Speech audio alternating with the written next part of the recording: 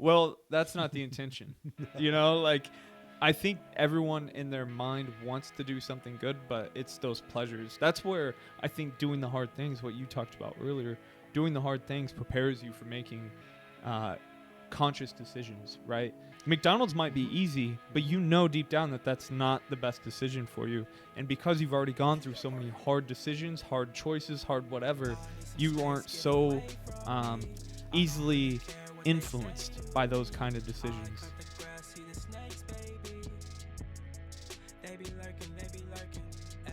Hello again, guys, and welcome back to another episode of Aligned Identity. Today's guest is none other than Tim Buysse. As you can tell by the title, today's episode is a little more laid back. Tim is a manager of mine. He is someone who created small business after small business, learned the apparel decorating industry, even innovated the industry, and all that from growing up on a small farm with no idea about screen printing, apparel decorating, or anything. He's a very interesting guy. He's really funny. I hope you guys enjoy this in our banter. Without further ado, let's get into it. Make sure you like, comment, subscribe. I appreciate you guys. Now let's get into it. We get to dig into the life of T-Man. All right, dude. So first off, growing up, I mean, we were kind of talking about it at work today, but like, you grew up in Iowa. Yep. Being a farmer. Yep. Was your dad was your grandfather a farmer before him? Yes. And before him? Oh, I don't think so. Okay, so it was second generation farming. But not the same farm. My dad was one of 12 kids. And so they lived in Orion, Illinois, which is right outside the Quad Cities. And I think he had like 260 head of cattle. And I don't remember how many acres they farmed. But back in the day, like if you farmed 200 acres, it was a lot. Like this would have been the 50s and 60s, Damn. Early 60s. Yeah. Because I think Dad established his farm in 1964. And what that means is he was working on someone else's farm, and they use farm management companies that you can kind of say, all right, I'm looking for, some acres. I want to like rent a house, rent some acres and start farming. Yeah. And so he did that in 1964 and moved his 5 daughters and my mom to West Liberty, Iowa, which is right outside of Iowa City. It's kind of in between the Quad Cities and Iowa City. So it was about an hour away from his home. Yeah. And then like exactly how he started, I'm not sure. I think they start small. Okay. I think they start with like, having 150 acres, and every farmer like that back in the day had a job.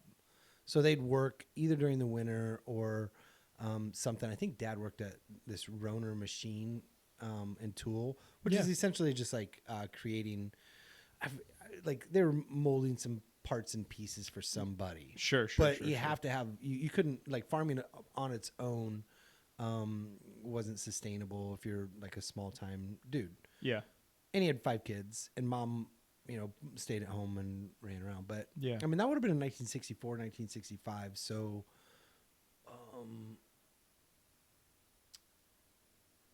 maybe a little bit later than that when they were in Iowa. Sorry if I'm missing the dates, but no, you're good. Yeah. So he just kind of started small time. Yeah. When I was growing up, I was born in 1973, so I was the 7th child. So the 3 boys were born in Iowa, and the 5 girls were born in Illinois. And so, from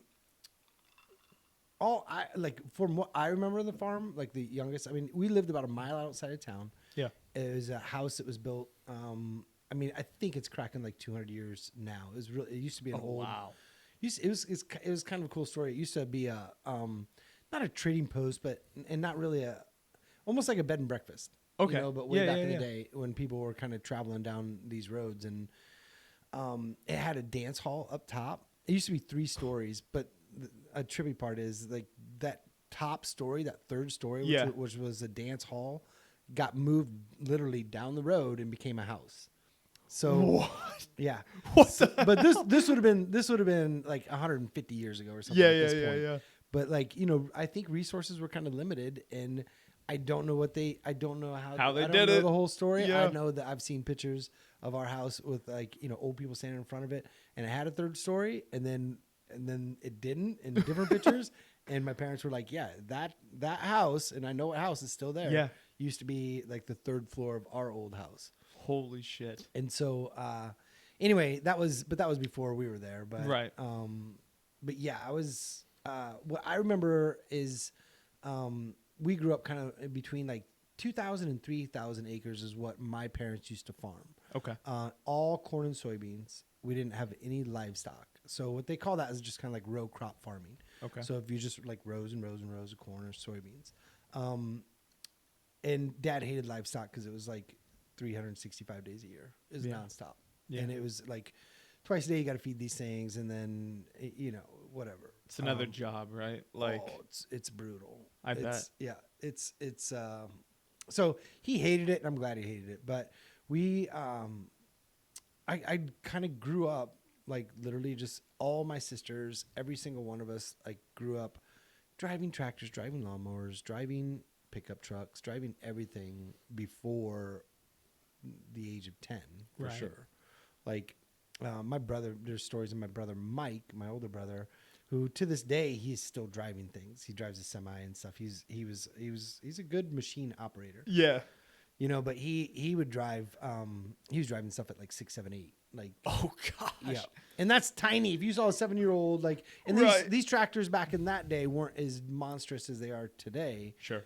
But it'd still kind of trip you out if you saw a little Right. dude driving a tractor. It sounds crazy, but like you're just like he could do it. Yeah.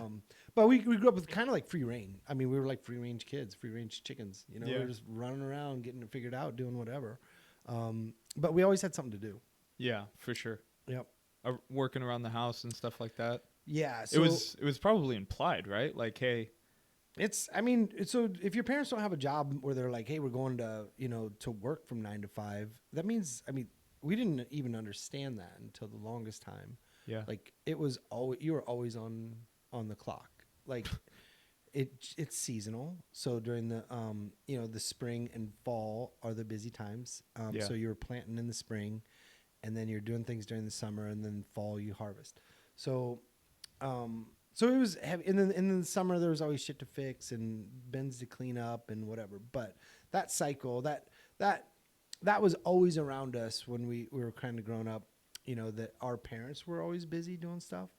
And it was implied that we, if they needed something to do or something to be done, like one of us is getting called on. Yeah. And it just depended on how old you were and what age and this and that. But, sure.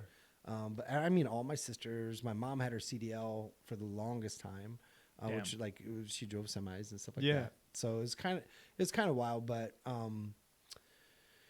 yeah, that's what I was exposed to and didn't know any different from day one. It's just like had to do something, you'd go do it. Yeah.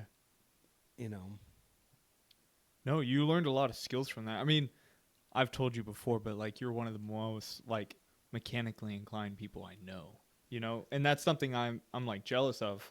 And I started thinking about it and stuff. It wasn't like, here's how you do it, right? You actually had to go in and start knocking shit out. So like, if we want to kind of, that's a really important point, that what farmers do does translate into what most small business people do. Successful ones, they have to wear a lot of hats, which is a cliche that kind of like, oh yeah, it's kind of cute. But Dad, what I grew up in, the environment that we grew up in, if something broke, we had to fix it.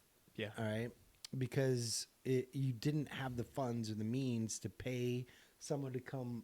And these are like big implement things. So what would break is this thing that we'd have to go get like these, not crowbars, but we used to leverage wrenches and like bust button, bolts, nuts and bolts loose. Sure. Replace something, and it'd be in the field. It would be whatever. But like, if you called somebody out to come do that, there's $300 or whatever it is. Yeah. So you kind of learned like that was, but that just being a mechanic wasn't it. Like farmers have to be an accountant. They have to understand how to depreciate these assets that are, this day and age are, massive dollar number. Yeah. They have to market their ground just like we market T-shirts and we sell T-shirts, not their ground, but their grain. Yeah. And so grain with corn and soybeans and probably wheat. I don't know anything about wheat, but it's all the commodities kind of act in the same way that you have to, you forecast how many bushels you're going to bring in that year. And then you sell it to, there's really only like 4 major people that end up buying grain. They can be under different names and stuff, but it's like ADM, which is Archer Daniels Midland, a massive food, like global people. Distributor kind Cargill. Of thing. There's a few that in the end, that's where all the grain's going to. Yeah. Which kind of sucks because farmers they can't leverage anything. Their commodity, their corn is the same as the next guy's. It's priced the same. They can't say, yep. Even if it's like better in some way, it's not going to really go to market at a higher price. It goes to market at the weight. And so as long as it's like in varieties, but sure, we can get into that. But so like even if you're like, all right, your corn's smaller, it took you more acres to get it. You're still dumping, whatever, a semi load of grain to that. It's no different.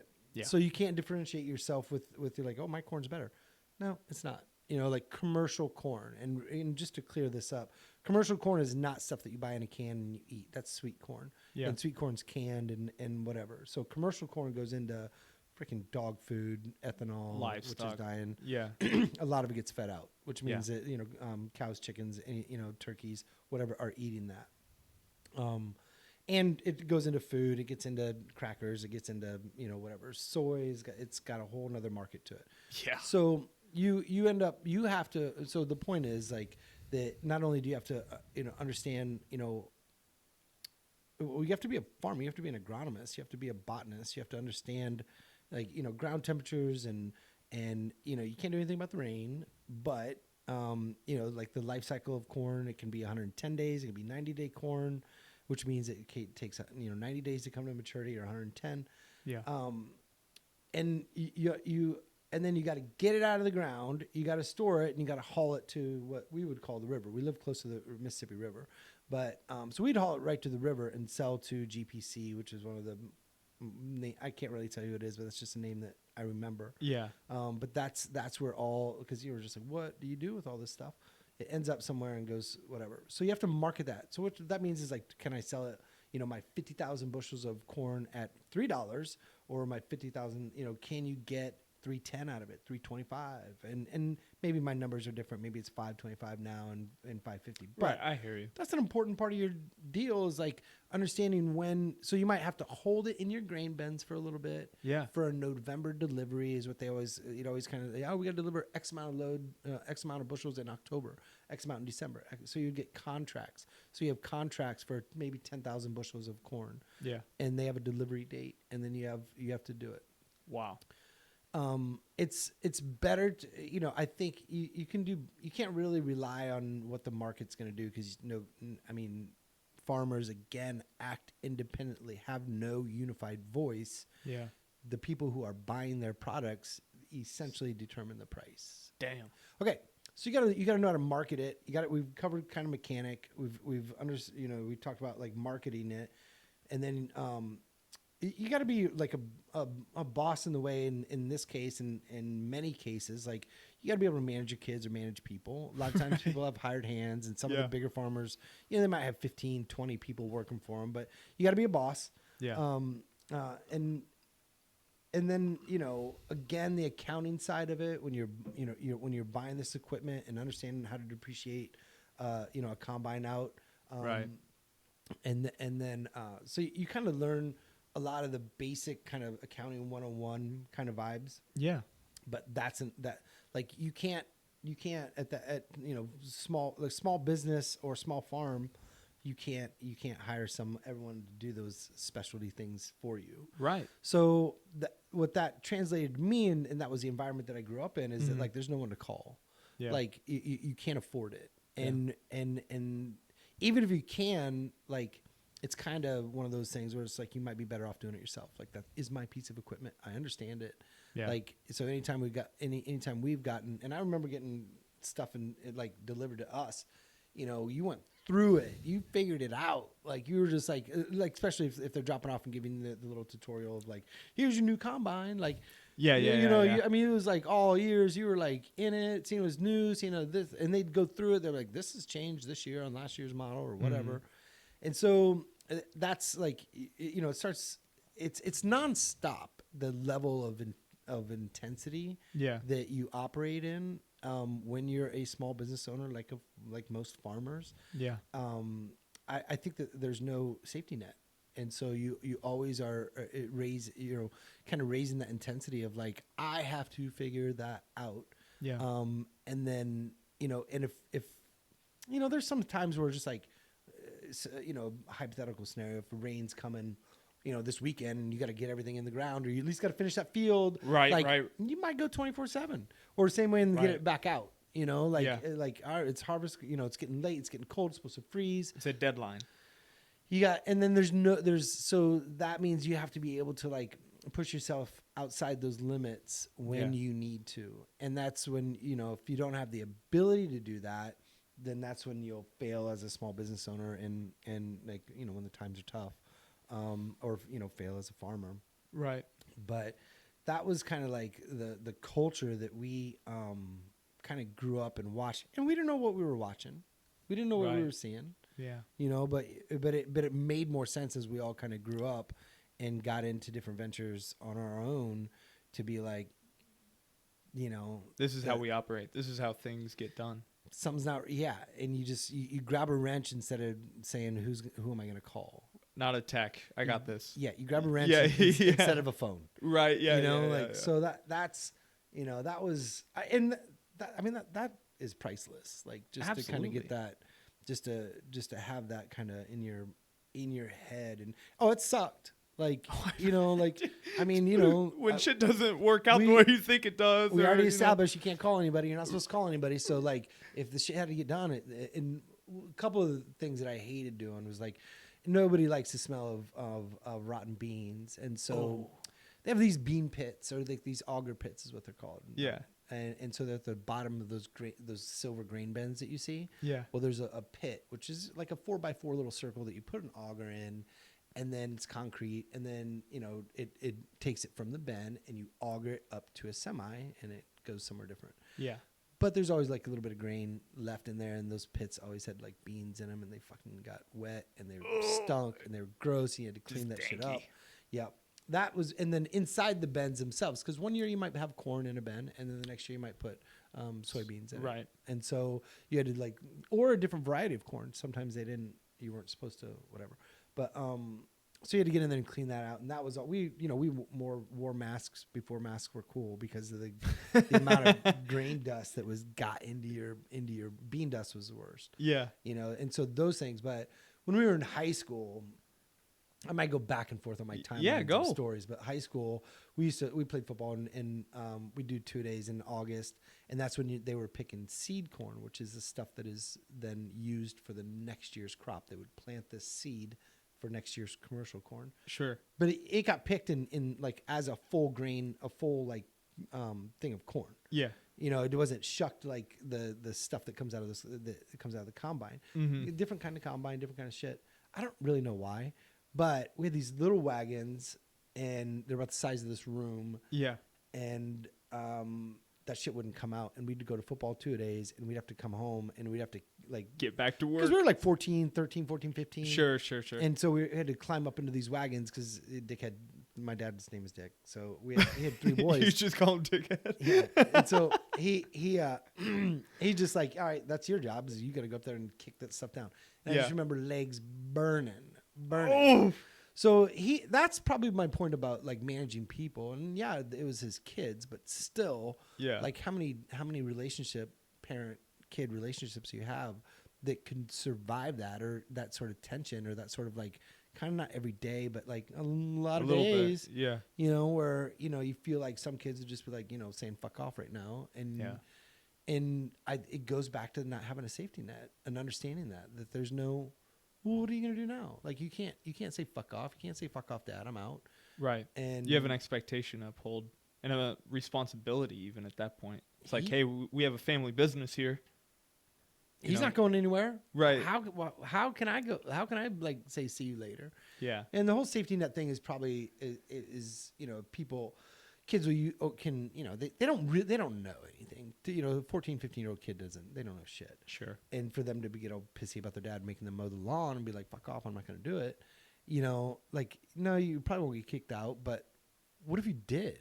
Like, there was no, and so what was tied to our kind of our vibe was like, oh, you don't want to pick this? Well, maybe we lose a house. Maybe we lose a house. Yeah. So it's a little different than mowing the grass, but that's, I mean, that I think if you learn to operate like that, if you learn that there is no other way, that technically it's easier. Because then that's your motivation is kind of just built in. It's like implied motivation. Yeah. And that's different than motivating than to be, to better yourself in some other way that isn't, don't want to use this term, but like life or death. Right. I hear you. Like if you don't do certain things, you can wake up the next day and not worry about it. Right. Me going to the gym doesn't dictate my mortgage. You know what I mean? Like, or, eating healthy, not eating out, those kind of things don't dictate my mortgage and my well-being to an extent. But growing up on the farm we're pretty isolated. Like we had motorcycles and stuff like that and four-wheelers, but mostly like motorcycles when we were younger. Yeah. And we had buddies that we would go see. Sure. But not very often. For the most part, I mean, you're way back then, we didn't have friends over a lot and stuff. So you kind of grew up alone a lot with your family, with your brothers and sisters and whatever. But some stupid little thing that before Roundup Ready stuff, Roundup Ready corn, Roundup Ready beans, which essentially means that they are ready for Roundup to be sprayed on them and the corn won't die. Oh, the pesticides and things like that. So before that, which would have hit like in the 90s, early 90s. Yeah. Before that, we'd have to walk beans. And what that means is like, oh, yeah, check it out. Just take it for a while. Oh, it's such a stupid like term. I don't even understand where it came from. But everybody's just like, what? But like in corn too. But there'd be like rows and rows and weeds would pop up. They're in rows, so they would have like these rotary hose that would go through and dig them up. You don't see those much anymore. Right. Because you can freaking spray Roundup or something to kill all the weeds. Yeah. It wasn't the case back in the day, so we had to go back and like fence line. And you didn't want weeds to, weeds are competing for the nutrients, water, soil nutrients, anything that your corn is, that your crops are. So you have to have weed control of some sort. And I'm not an advocate. I don't think Roundup is the way to go, but when you're talking about like the hundreds and thousands of acres that are being picked and planted every year, sorry, that upkeep is a lot. You got to do it.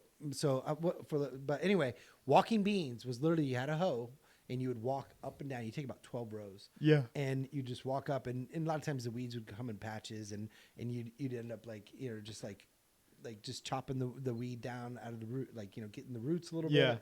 But that's when that was my first job. And so for whatever reason, Dad had the foresight to like make sure that we got paid as little kids. Oh. And we had bank accounts, and we went up to West Liberty State Bank and handed them money and had a bank account and could cash it, could whatever. Yeah. But I'm talking like 7, 8, 9 kind of like that's how old we were when we had our first jobs. Sure. And that was important. It wasn't the amount of money or anything like that. It could have been, I don't even remember what he would pay us, a couple bucks an hour kind of vibe. Yeah. And he wouldn't pay us for every job we did. Right. We weren't hanging on it, to be like, but then again, like a motorcycle would show up, So it's like, we knew, but the important thing was just like, and they talk about allowance and make sure and tying allowance to chores and stuff. I don't think people can underestimate that as a like how important that is just for kids to understand money and how much you can and cannot spend or should spend. So that was one of those things where I think that he was a great teacher in many different things on teaching us how to operate all this stuff and what to do and what he was doing and the importance of it. But so our first job was kind of like walking beans and just like getting the weeds out of the corn and bean fields. And then we used to detassel, which a lot of people have detasseled. I've right? heard of that. You've Yeah. heard? No, that's a big thing, especially in Indiana. Those are the stories I've heard of two-a-days.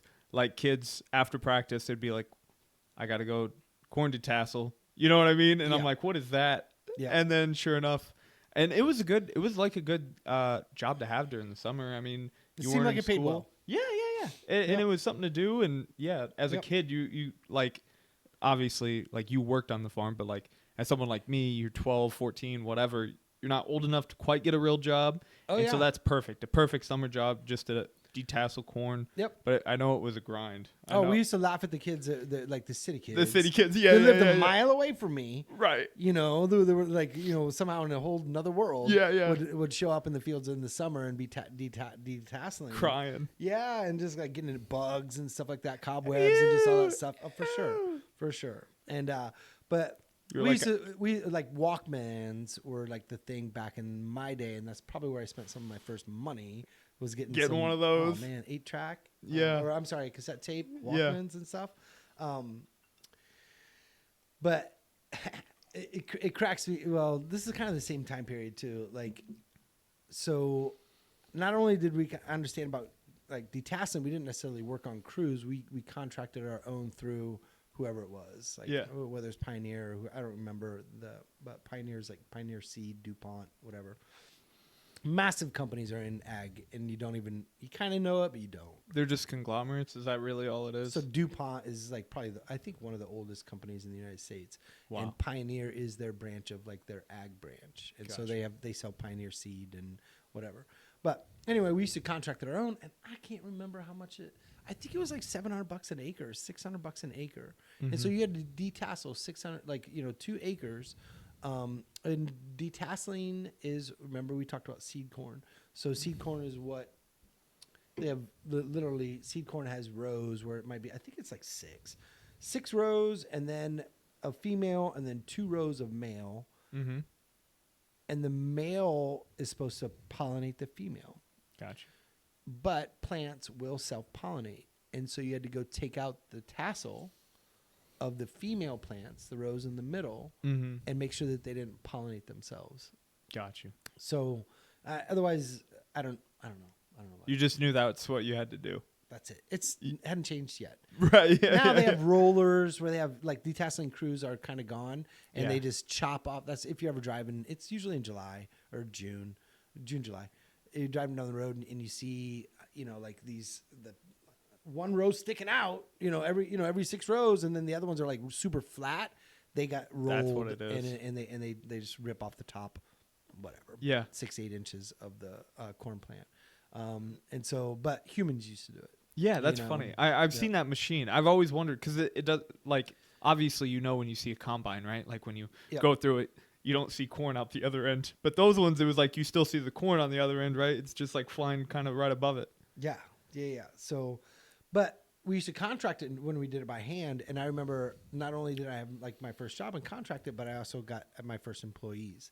And so, oh shit! Oh yeah, this is a great. Tim story. running a crew at 14. 13. Oh shit! So here's the trip. So we had all these little Hondas sitting around. So I think it was like a '78 Honda Civic. Yeah. And we called it Brownie. And it was Sandy's car, but she wanted away to college or something. Yeah. Right. And so, so my friends learned how to drive stick shifts because I would go pick them up in the morning. Yeah. When I was 13 years old, going to town, pick up Brian McKillop, I think Homer, Brian McIntosh would have done it a little bit. Yeah.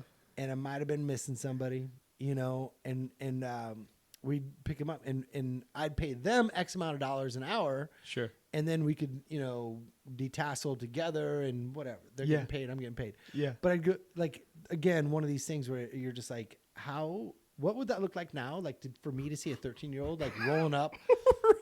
You know, right? Times is beep, so beep, different, man. beep beep, and have this little kid stumble out, jump in the car, you know, and then go pick up another dude, and then head Just out, a whole crew, bro. Just a whole crew. head back out of town before they knew what happened. Yeah. And we'd go out to the farm and then work for 4 or 5 hours. But you know, we kind of played it out like before it got too hot and all that. Sure, other shit. sure, so you do it in the morning. But I still remember teaching my dudes how to like roll in a stick shift. Yeah. Which kids can't do now because most cars, whatever. Aren't stick, yeah. But dude, I would love to just like have that visual of Farmer X, who we might have been in his field, next to his field or whatever, and just looking out going, what the fuck are those kids doing? Back in those days, that's like that wouldn't have gotten a look. Right, yeah, Everybody yeah. would like, yes, you know, it is what it is. Like, Yeah. You know, but now today, if you were to see that, you'd be like, what is going on? Like, whose parents are going to jail? Well, bro, like, think about it, man. You know, Alex or something like that at 13, and he's like, oh, yeah, my buddy's coming to pick me up. You know what I mean? Like, as a parent, you know, like, if you think of that, you're like, what the hell are you kids doing? You what know? parents signed off Who's on driving that? at 13? My parents certainly did. They're like, yeah, take Brownie. Yeah. You know, they was like, I mean, they knew we drove. Like, Yeah, I mean, yeah.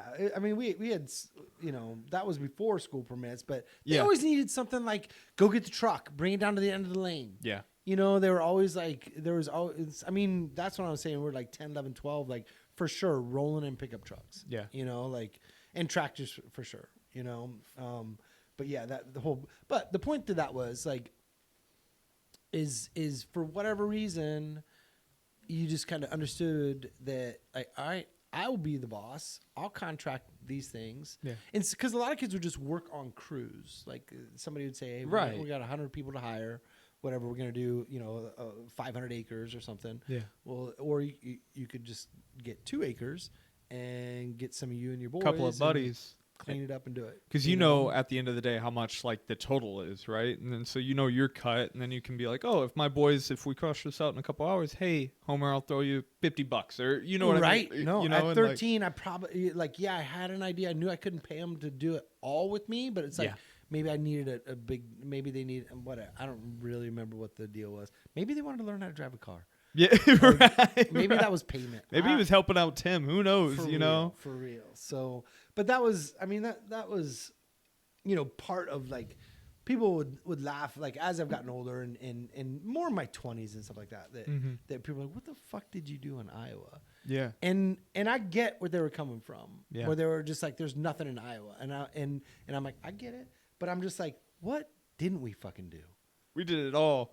We do whatever we want. Yeah. You know, we had certain freedoms just to be like, I mean, we had a gas tank in our, like across the road. Our house sat on one side. We had barns and shit like that on one side. Yeah. House and other barns on this side. But our gas thing was over there. We always just go fill up with gas and see ya. Like, you know, Right. just go. But the big thing was like, you know, it's time to work. You got to work. But we were always rolling around, farting around, doing whatever. But yeah, it was pretty wild. Like my sisters, I was thinking about this, and I was thinking about some like, now it's not going to be fucking funny. I already ruined it, but like, you know, so my sister, I remember growing up with such a crew. Yeah. You know, and this is just will shed some light on like kind of a different side of the culture that I kind of grew up on, just like having 5 sisters and 2 brothers within 13 years of us. So there's 8 of us, and there's only 13 years separating. So the girls were like 4 in high school and 4 in college, 2 years straight, right? So I mean, so for 2 years there'd be 4 girls, and then we had 1 in 8th grade. Right. So then another year we still had 4 girls in college. Yeah. Or high school, either one. I hear you. And then there was about an 18-month break between Jackie and Mike. Yeah. And then about 18 months between Mike and I. Yeah. And then about 3.5 years between myself and Andy. But I remember like growing up, and we grew up in a town which is we were Catholic, go to the Catholic church, but I always remember like as a little dude being like Kim, Sandy, Kathy, Shelly, Jackie, Mike, Tim, Andy. And people would always ask me, like, so they're like, you got 7 brothers and sisters? And they'd be all like, what's their names? And I'd always be like, Kim, Sandy, Kathy, Shelly, Jackie, Mike, Tim, Andy. And the stupid thing was I would always say my name. You know? Like, right.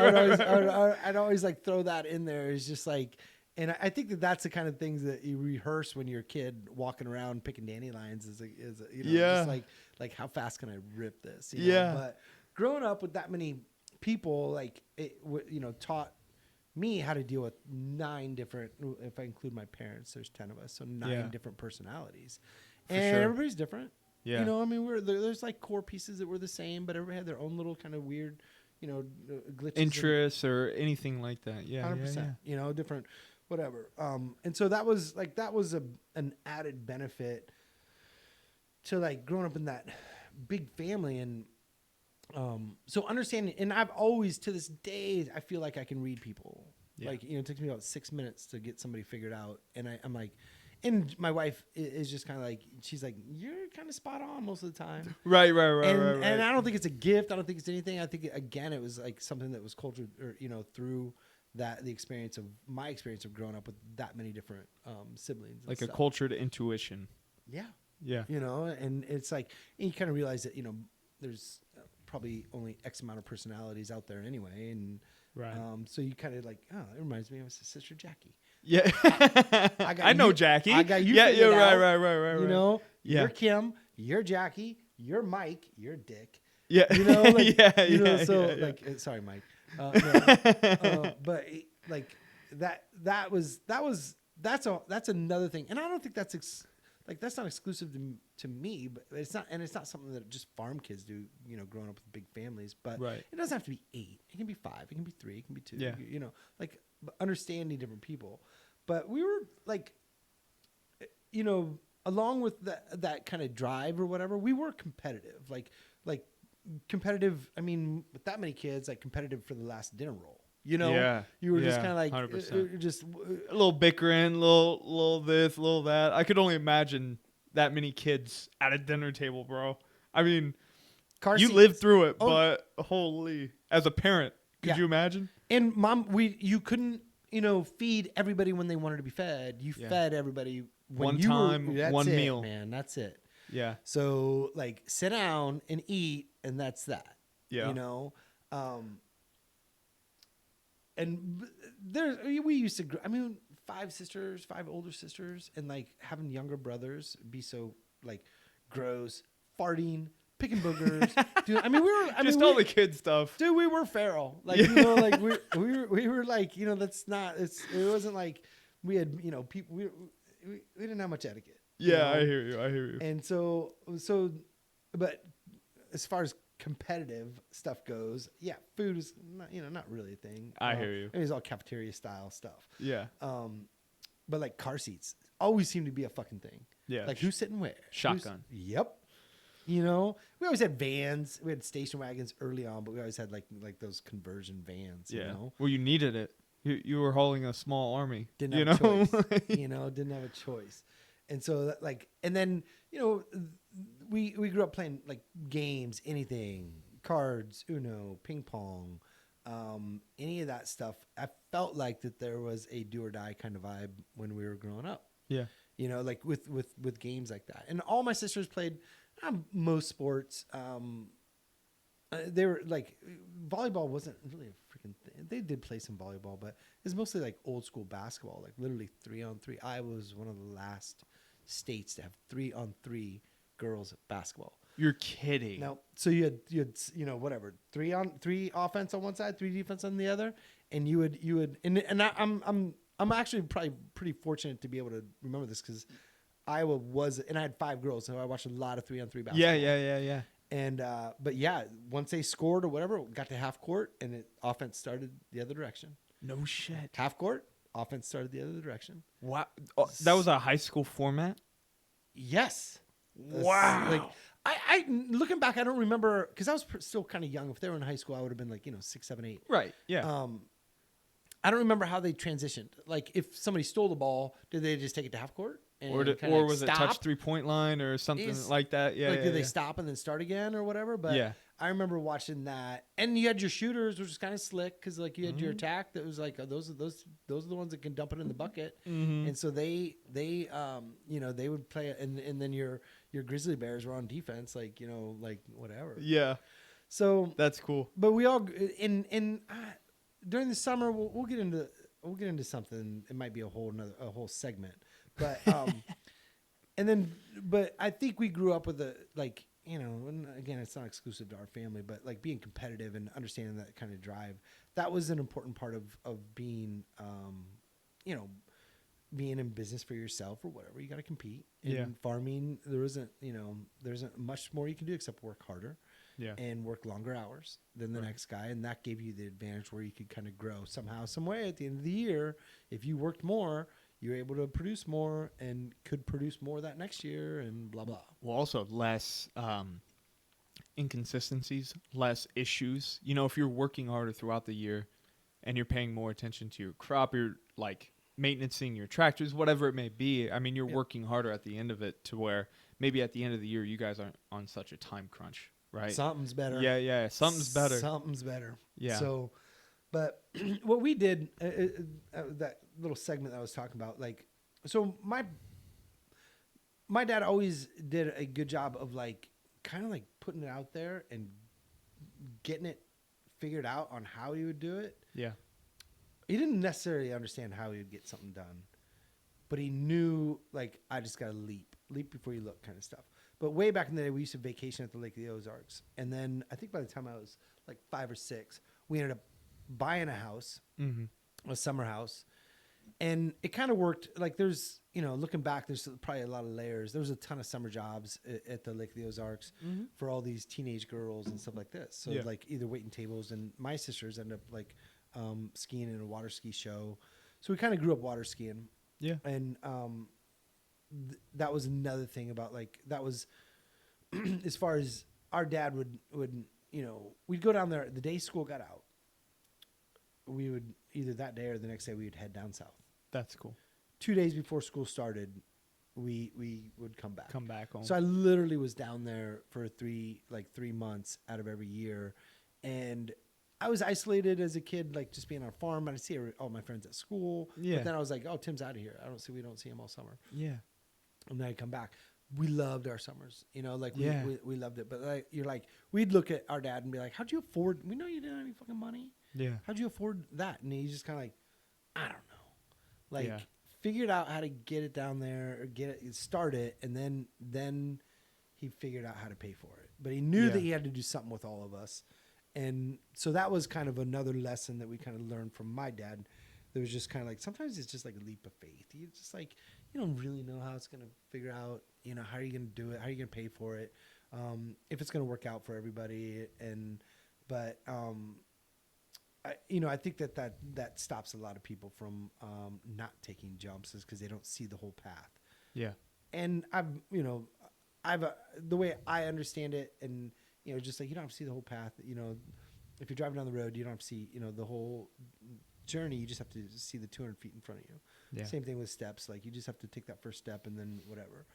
But not everybody's comfortable with that, But I think that was another thing that he instilled in us, just because. I don't know whether he didn't have any fear or he was just like, literally, we'll figure it out. Yeah. Like we might have to give up something, for this or that. Like he's able to adjust. Maybe the chaos of having all these kids was just like, what can they take from me? Like, like if I can't make this house work, then we'll just go home. Yeah. And so I still got my kids. Yeah. And so it's like, you kind of understood that you could put yourself out there if you knew that you were going to lose something that maybe it was a luxury. Yeah. Maybe it was a, something you could just be like, all right, well that's, I get, we'll change the plans. We'll get out of here. Yeah. But yeah, we grew up, and that was another thing about my dad, like getting us up out of bed in the mornings. I mean, we were probably 7, 8, 9, where it was important. All 8 of us kids could barefoot water ski, which is essentially like you don't have skis, and that was kind of like the cool thing to do back in the day. Yeah. It was before wakeboarding and all that stuff. But people were like, "Oh yeah, you water ski? Yeah. Do you barefoot? Yep." and then that was just like another level. Yeah. But the only time to do that, the best time to do that, is in the morning. When there's no wake. Choppy waves. Right. So just like glass, water. So he'd get us up at 6 o'clock in the morning, and it was usually my brother Mike and I who were like, kind of in that range. My younger brother was still probably in bed. Just eating a little fucking too young. Pop-Tarts. Yeah. Eating You know, Pop-Tarts. and so we'd get out there, and you had a choice to make. Either you got a dry wetsuit, because you had to wear a wetsuit. And they're like short arm wetsuits, not like the body length ones. Yeah. You could either get a dry wetsuit and get in first, or you had to you could chill in this fucking blanket, and you're just like dudes out there in the water, because jumping in that water, man, in the morning At 6 in the morning, yeah, brutal. cold. And so like those are our cold plunges, right? Yeah. And so then you think you were chilling in their blanket, and Mike's out there skiing. You're like, ha ha. He's freezing his ass off out there. Dude, the flip cycle is that the first thing you have to do is like put on this wet, because he's been in the water. Yeah, so then it's cold, then you get in there, and then it's grumpy, and all of it is just to get better at skiing. Yeah, I mean, it takes practice to be able to do all that stuff or whatever. And so that was one thing that I remember, like, just like I don't know, like just being angry at your dad, you know, like for doing it. But then it's that whole, and we are Catholic, and there's Catholic guilt, and people are guilty in different ways, and there's, you know, it's like a first lesson of like managing this, like, I don't want to do this and blah, blah, blah. Yeah. And you're like, look, bitch, you're at a summer house. You stay here all summer. Your dad wants to take you skiing in the morning. Yeah. And so I think that was the first, really, like some of the first times I understood like how to be grateful, you know, and understand that, like, well, you don't have to, like, technically, well, he would make us, but so we didn't really have a choice, right? But you know, like those guilty feelings of being, or going through that cycle of being pissed about it. Yeah, like I really don't want to do it. I was up watching the A-Team last night till 11:30. I'm tired. The A-Team. Oh, damn. You know, yeah, Dukes of Hazzard, whatever. No, I hear you. And then that sort of shit didn't sink in for like until years later. Yeah, I mean, you're sitting here now reminiscing about it because now that you're older, you realize like the kind of quality time that is, and the kind of, right. You know, like now it's like, oh man, you would almost wish to have those days back. You Yeah. know, like I bet you would die for a morning where your dad wakes you up at 6 a.m. It's like, Timmy, Yep. we're going. You It's know, smooth, are you first? Super smooth out there. Let's Yeah. go. Let's go. Let's go. Yeah, that was. I mean, yeah, that's the thing. Is like he was really good at. He was amazing at, like, you know, like making those memories. But Yeah. like it goes into, like, everybody has the control to make memories, like positive ones, good ones. Yeah. You know, but what I don't think you put enough in is like what the value of those are, and meaning like how much time you'll have to look back and benefit from the sacrifice, like Doing hard things. doing hard things, man. Yeah. You know, like they will last forever. Yeah. So you think that, you know, that short term, like, I don't want to get, you know, I don't want to get wet. I don't want to get in the water. I don't want to do this. And I couldn't imagine like the regret that I would feel for not doing that. Yeah. And so there's a phrase that has been in my family, and I've seen it become more current, is like, you know, do things that your future self will thank you for. Yes. You know, and that's circular. That kind of vibes out there for sure. Yeah, absolutely. Is like making sure we did that. Now, I was forced. We were forced. Right. You know, but we did it. And I think, you know, maybe that's something that my dad understood, that, like, I don't remember what sort of motivation other than, like, you know, fuck off, I'll sell the house. Right. If you guys Get out with your kid. If you guys aren't going to ski, I'll sell the boat. Yeah. You know, so it's like, and, you know, even then it's like empty threats, like, you know, but we took it for real. Like, we understood that, yeah, he probably could sell the boat and sell the house, and, you know, send us back to Iowa to walk beans, right? Right. So I think we were ahead of the game. Yeah. So, but we didn't always have that house. So I think when I was 13 is when we kind of like came back, and like that was it, which sucked for me, because I was like just starting to sniff around girls, understand bikinis, and I'm just like, right. That was I'm the like, haven. I'm like, what's all this about? Like, and then we're like, Here's your farm. Let's go walk some beans. I'm You're like, right. No, come Yeah. on, man. But there's childhood memories, childhood friends from the Lake of the Ozarks that I still have. Yeah. And 5 of my siblings have places down there. Wow. Condos, houses, something. So it meant something to You all got of some us. roots. Yep. Yeah, that's Yep. great. Yep. Oh man. Then the movie or the show came out. I'm sure it was just like that, right?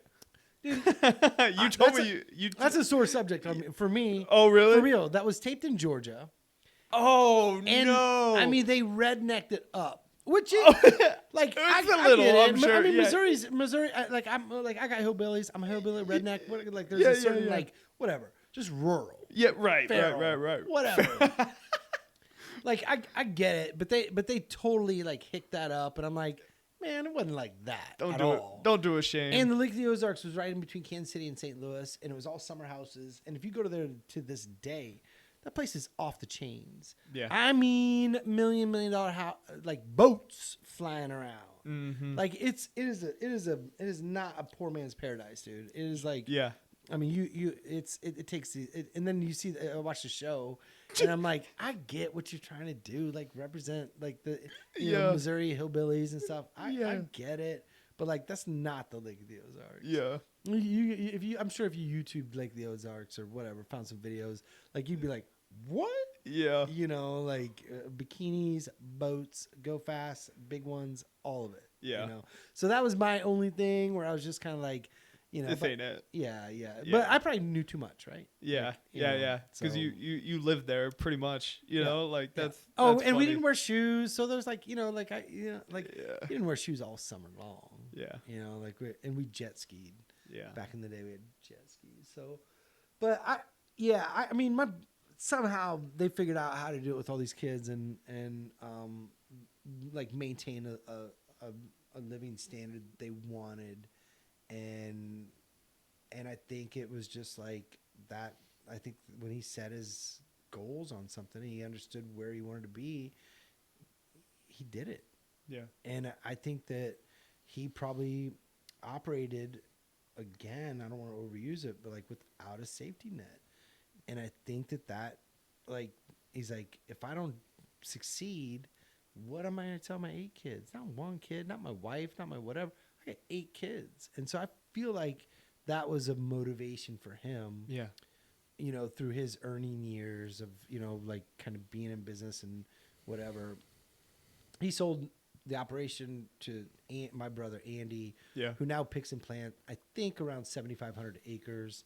Has a Pioneer super dealership is what they call it. Is kind of combined 2 different dealerships. So he sells Pioneer seed to farmers, delivers it, and does all that. So it's like the ground.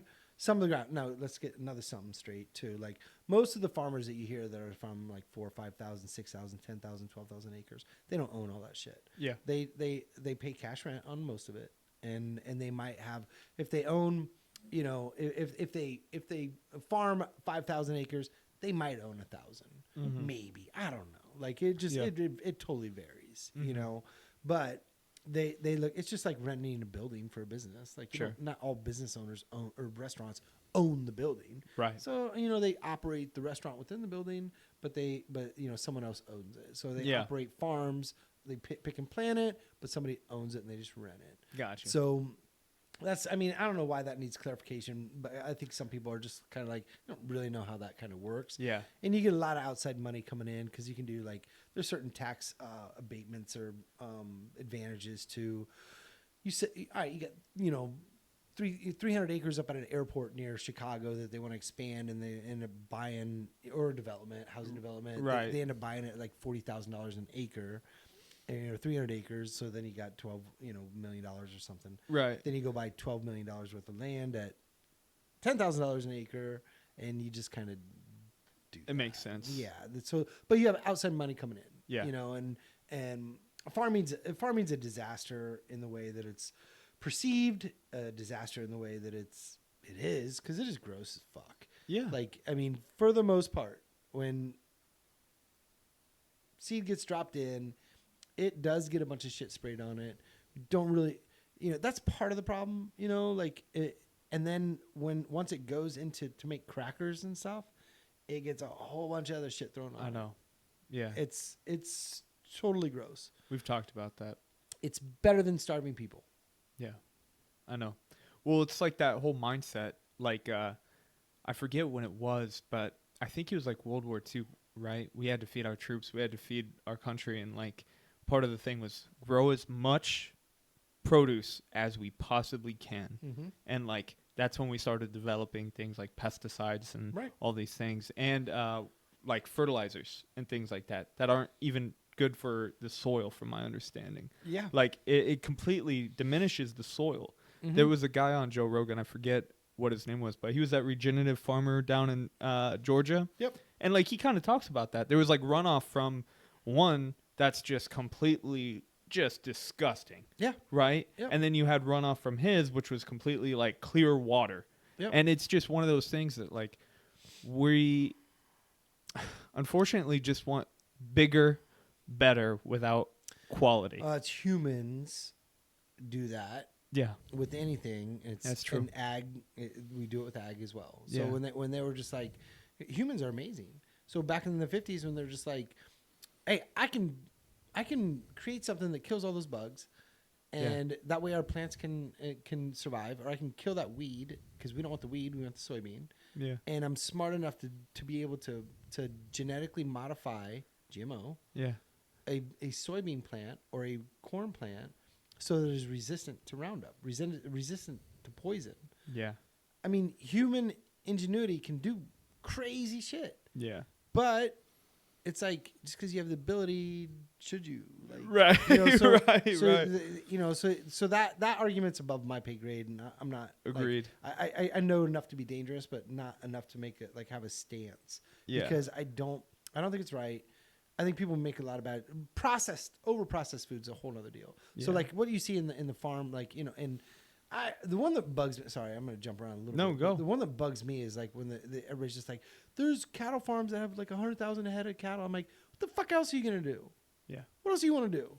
You think everybody needs a cow in their backyard? Sounds great, you know, but it's not going to happen. Yeah. You know, and so like stop buying hamburgers at Wendy's. That is the exact point that that farmer made. He's like, I couldn't feed all of LA. He's like, No. I'm a regenerative farm. He's like, we're not meant to have that much of a mass of people in a specific place and to be able to distribute all that food. Like you're supposed to have local farms. You're supposed to have local stores to be able to get your produce, to get your food. Like that's how we developed into what we are today. You know, you went to a local post. You know, I'm sure in your hometown you had a local market that you went to get certain things. Oh, we had butchers. They would just do half cows. Right, exactly. Yeah. And I mean, I know you went to a butcher, like you go to a butcher, whatever. Yeah. But like, I haven't been to a butcher in God knows how long since I lived up in Michigan. Yeah.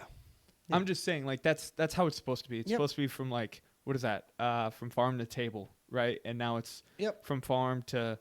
I bet that dude in Georgia, I watched that episode. I love that episode and stuff like that. And he says this in there. Like, he's like, I didn't know how I was going to do it. I don't know. I was almost went broke. Anytime somebody kind of makes that kind of leap, like, dude, they don't know how it's going to work out.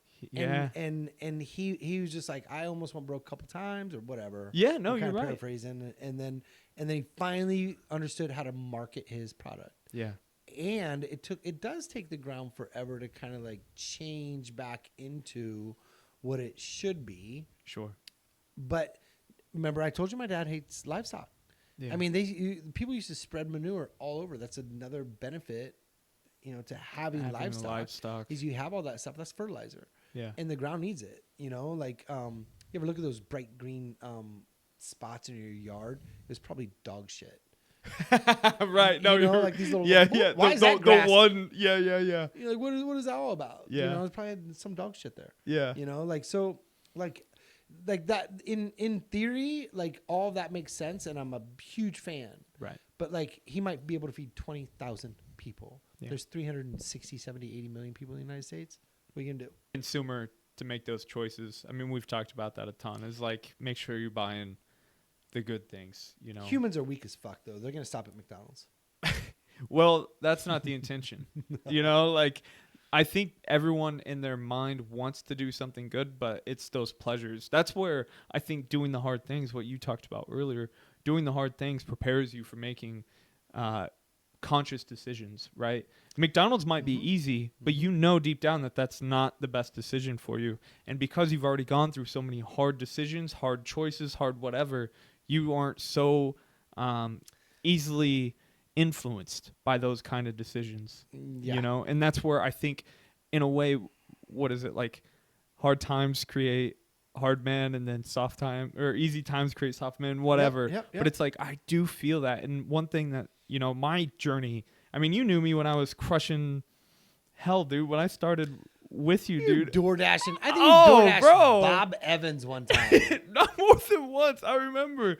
Yeah, I know. And you were like, Bob Evans? I was like, yeah, dude, I'm crushing it. Biscuits and gravy and I all was that like, stuff. Dude, I will make you some biscuits. I will Yo. make you some sausage or something. I know. But it's No, like, yeah. it's like one of those things, though, that like if you really don't have discipline or build that discipline and actually prevent yourself from making those choices, then you're never going to stop making those choices. And go through some hard things. Yeah.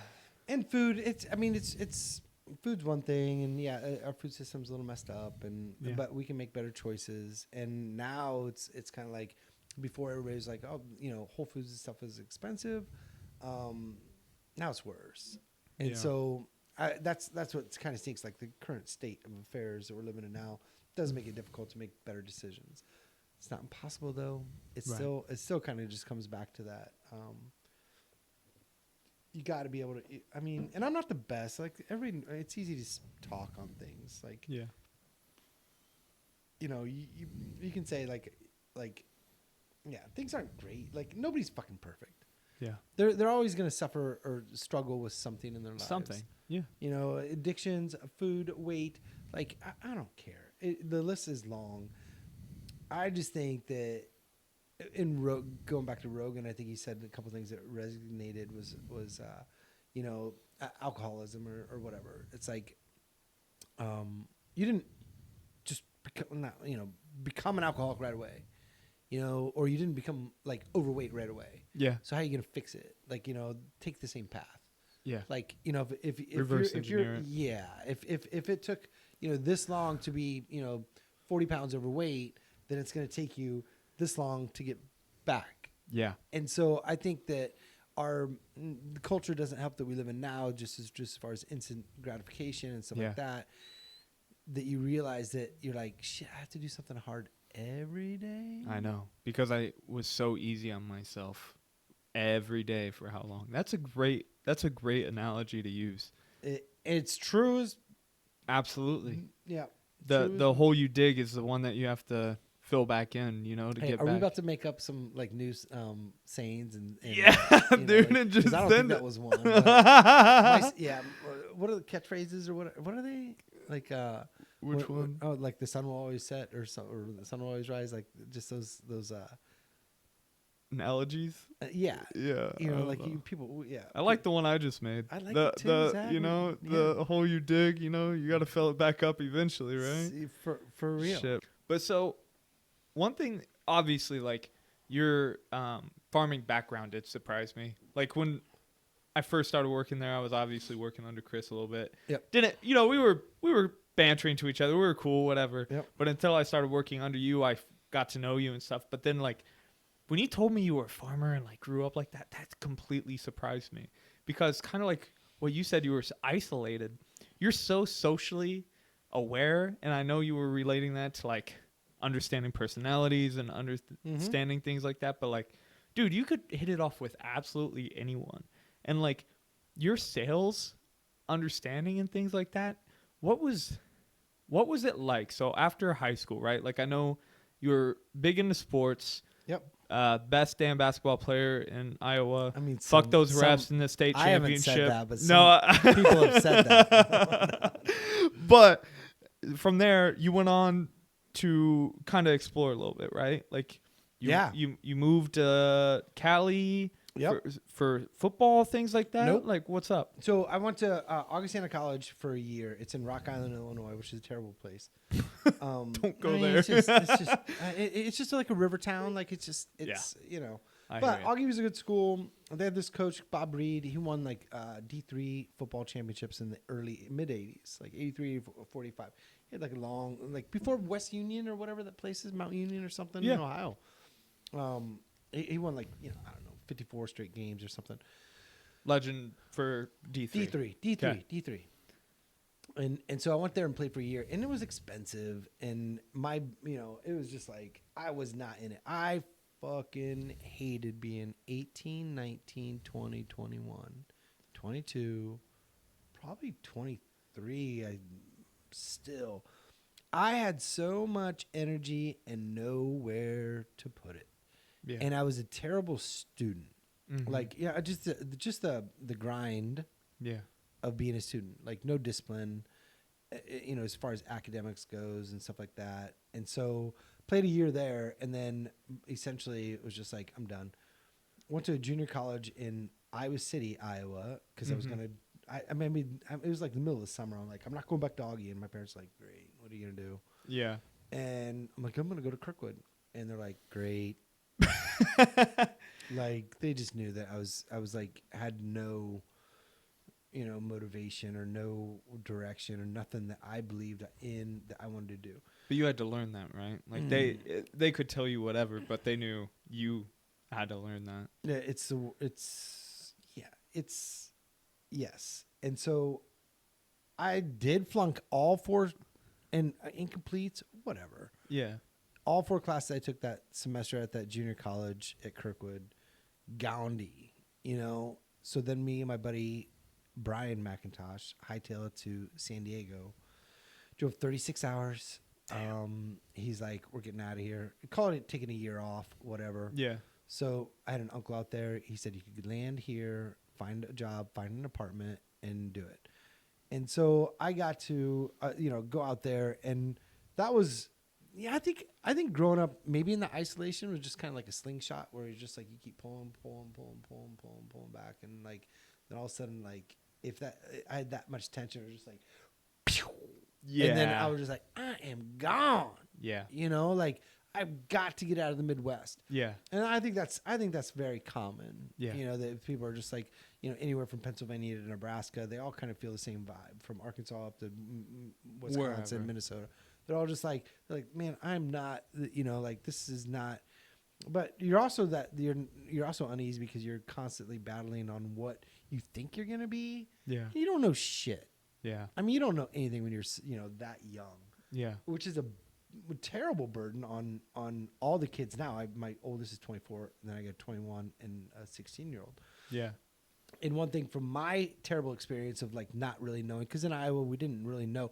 I had no idea. If I came to a big town, I'd be like, I don't know what people do in that building do. I have no idea what those people do in that building. Yeah. Like you drive around and you literally have no idea what kind of jobs are out there.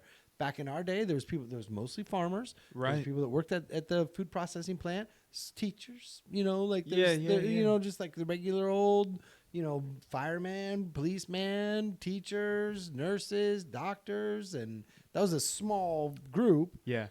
And laborers, whatever, like whether it was a factory or anything like that, you just worked somewhere. But we had no idea. It was like this mismatch. Well, we had no idea what kind of opportunities or what kind of anything Or is careers out that there. you could do. So I think that type of like knowing you want to be something big, Yeah. knowing you want to make a difference in the world, being 17, 18, Yeah. invincible, ready to roll, Yeah. conquer the world. No money, no wits. Like you're just like, and then Rolling on a prayer, Yeah. it's bad. So I think my parents were just like, yeah, go. Yeah. Just get as far away from us as you can. Yeah. And I spent a year there, and then went to Palomar Junior College, and then moved to Idaho and went to College of Southern Idaho in Twin Falls, Idaho. Why Idaho? People, this is a trip. I go from Iowa to kind of Illinois, Yeah. and then out to California. Everybody in California was just like, "What's up? Where are you from? From Iowa? Like, you grew up on a farm?" I'm like, "Yep." Yeah. You have a bunch of brothers and sisters? I'm like, Yep. "Yep." Yeah. Like, and so I was like, a part of my town, which I'd be remiss about if I didn't bring it up. Like, so we had a turkey processing plant in it was called Lewis Rich. Yeah.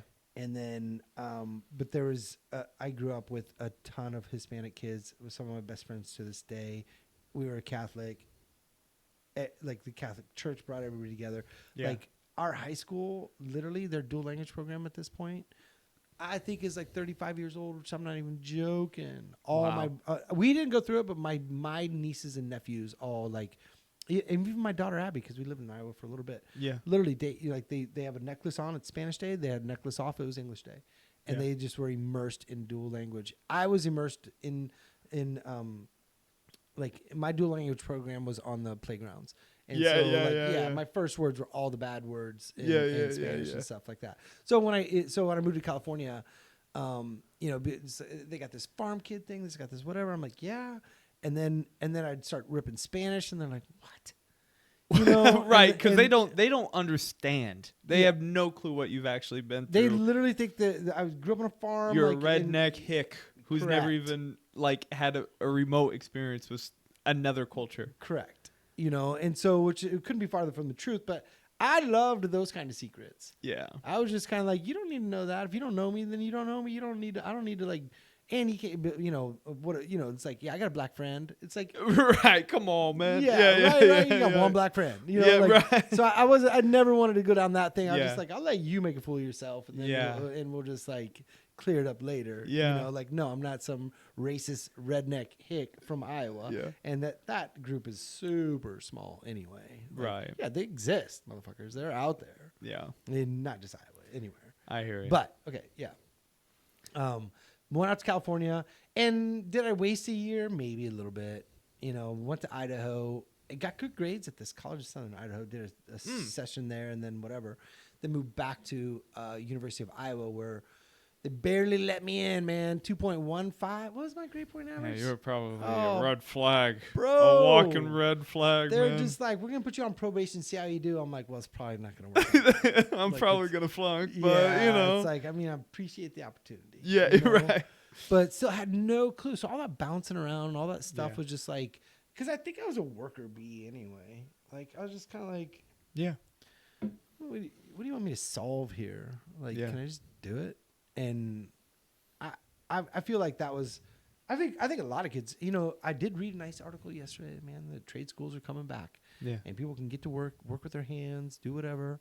Yeah. I think that's a big deal because it's almost like in my case, you might be putting, I don't know, you're putting me in a situation to go to Augustana College. It's kind of like a liberal arts, little D3 school. Yeah. And saying, all right, how about you study physics and accounting? Maybe you'll be an engineer or maybe you'll do something. I'm like, engineer what, man? Wear one of those funny hats and drive a train? Like, I literally didn't even know what that meant. And I was expected to show up on day one and start studying physics. And that was my first semester of school. It was physics, calculus. I think there was an English class in there and something else. But in what, 3 years before you can actually use your hands and actually start doing labs and start doing things, you know? Like, I was smart enough. I was a terrible student. But like those rarely mix. And if you don't put motivation in it or direction, then it's not going to go anywhere. I don't care how smart you are. Yeah. Like if you're a little bit of a fish out of water, and saying like, all right, now you're gonna study to be an engineer, you know, you're just like, I don't even know what that means. So how could I get motivated to do something if I don't even know what that means? Right. And so I think you have to kind of have an understanding of what that goal is. But the reason why I had so much trouble at that age was like I didn't know what to shoot for. Yeah. I mean, you might as well put a blindfold on and try to hit a target. Yeah. It was, and I knew it. I knew that like that was, and so my release was just boozing and just wasting partying. Time. Yeah, well, because you're young, you know, and it's easy to fall into. Then you're a social guy, you know. Yeah. Hit it off with anybody. So, all right. So I flunked out of University of Iowa. Yeah. And they put me on probation, like like double secret probation. Yeah. I was already on probation, but then they put me on probation, and then and I was like you can come back in a year, and I'm like, probably not. And my sister lived in Kansas City. Her husband had bought into a small little retail company called the Hat Zone. And they had, I think they had like 7 or 8 corporate stores, which that little group owned. But they were trying to franchise them out. And so the goal was that I would go down there and work with them and then find a franchise that my dad could buy into and that I would run. It's because it was like it was back in the, oh shoot, that would have been 94 or 5, probably 94 ish. Yeah. Malls were hot. Malls That's were slinging gear, man. They were busy. They were doing it, and hats. This was before Lids, really. Yeah. It was like Lids was out there, but they were out east, and I think at that point they might have had like 200 stores. But in the Midwest, if you went to a mall, you know, it'd be a little hat zone or something similar to it. Sure. Not Lids yet. Yep. And so I went down to Kansas City, worked literally with this crew, managed one of their stores. The first store was like 300 square feet and slinging Kansas City Chiefs hats and Royals hats. And whatever. I bartended and stuff like that through college and waited tables. So I understood, like I literally was behind a counter slinging hats instead of booze. Right. So like that setup for me was natural. And guess what? I didn't mind anybody who walked in the door. What's up? What's going on? Like I wasn't afraid to talk to anybody or anything like that. It was I had no fear of any of that ever. And then so we looked around, looked at Dallas, Denver, all this other places, but we found a mall that was going up in Columbus, Ohio, and it was before Columbus kind of like really had a bunch of these malls because now they got east and west.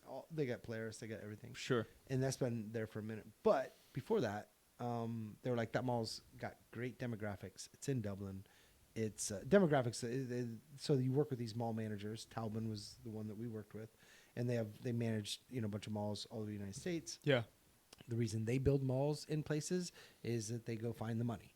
So wherever this little, wherever this is expanding, wherever it's growing out in the burbs, they need a shopping mall, and so they would go put one there. And they were like, yeah, you got to go to Columbus is good. Cincinnati, same mall management company. They were just like, all right, you put one up there, and we'll give you $100,000 to build out the lease or build out the store in Tri-County. So, and they're like, it used to be a sports store, but, and I don't remember what, that was back in 96. But they were like, dress it up, do your hat zone thing, and whatever.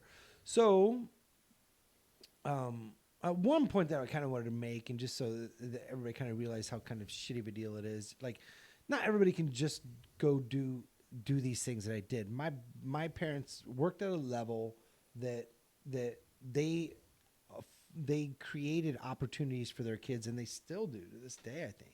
Yeah. My point to that is not to sound fucking privileged or anything like that. It's, if you want motivation, there it is. Like, if you want motivation to, like, why am I doing this? Why am I working hard? Maybe it's not for you. Maybe it's for someone that is an extension of you. Maybe you don't need all of the benefits to do it. I don't think my dad needed shit.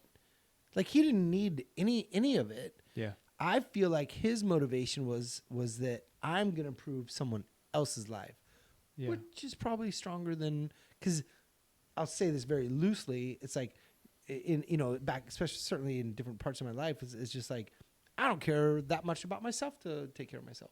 Yeah. So sometimes you have to find motivation in others. And I think Dad, did that. And you go to a bank and you're just like, hey, I want to start a business. So they're like, how much money you got? And you're like, nothing. I'm coming to you. You're a bank. Right. Give me some money. It's like, oh, you have nothing to put down? That's not how it works. Get kicked. Banks only give people who have money. Yeah. Yeah. All right. So with that said, we found a place up in Columbus and then built out the place in November of 96. We opened one in Tri-County. Wow. 1,800 square feet of hats, man. And then July 96, November 97. Yeah. We opened with the mall when they opened. So they had Ohio State shit. We're selling Ohio State hats. Columbus Blue Jackets were a brand new team. Oh, shit. Hyped up. Let's go. Yeah. People are like, hockey, love hockey. No, you don't. Yeah, right. It's but just now you do. Team. Buy a hat. Right, buy a hat, So we slung, and I think one of the years, a couple of the years, we ended up selling like $1 million worth of hats out of both those stores. So one did like 6, the other one did 4, or vice versa, or something like that. But I had 19 employees at that point. I'd 3 different managers, buddies of mine that one dude, Dan Godfrey, that I met at Augustana. Yeah. He managed a store. I had a cousin manage a store up in Columbus. Oh, and so shit. like I was in Cincinnati managing this one, and then had friends up there, and had 2 different other managers in the 6 years, which, you know, like it's managing, which is essentially counting the money at the end of the night and making deposits. And making sure people clock in, right? Doing some inventory, training some employees, whatever. Yeah. So like I had to make sure that they were qualified to do that, and we hired high school kids to do all this stuff. you Yeah. know?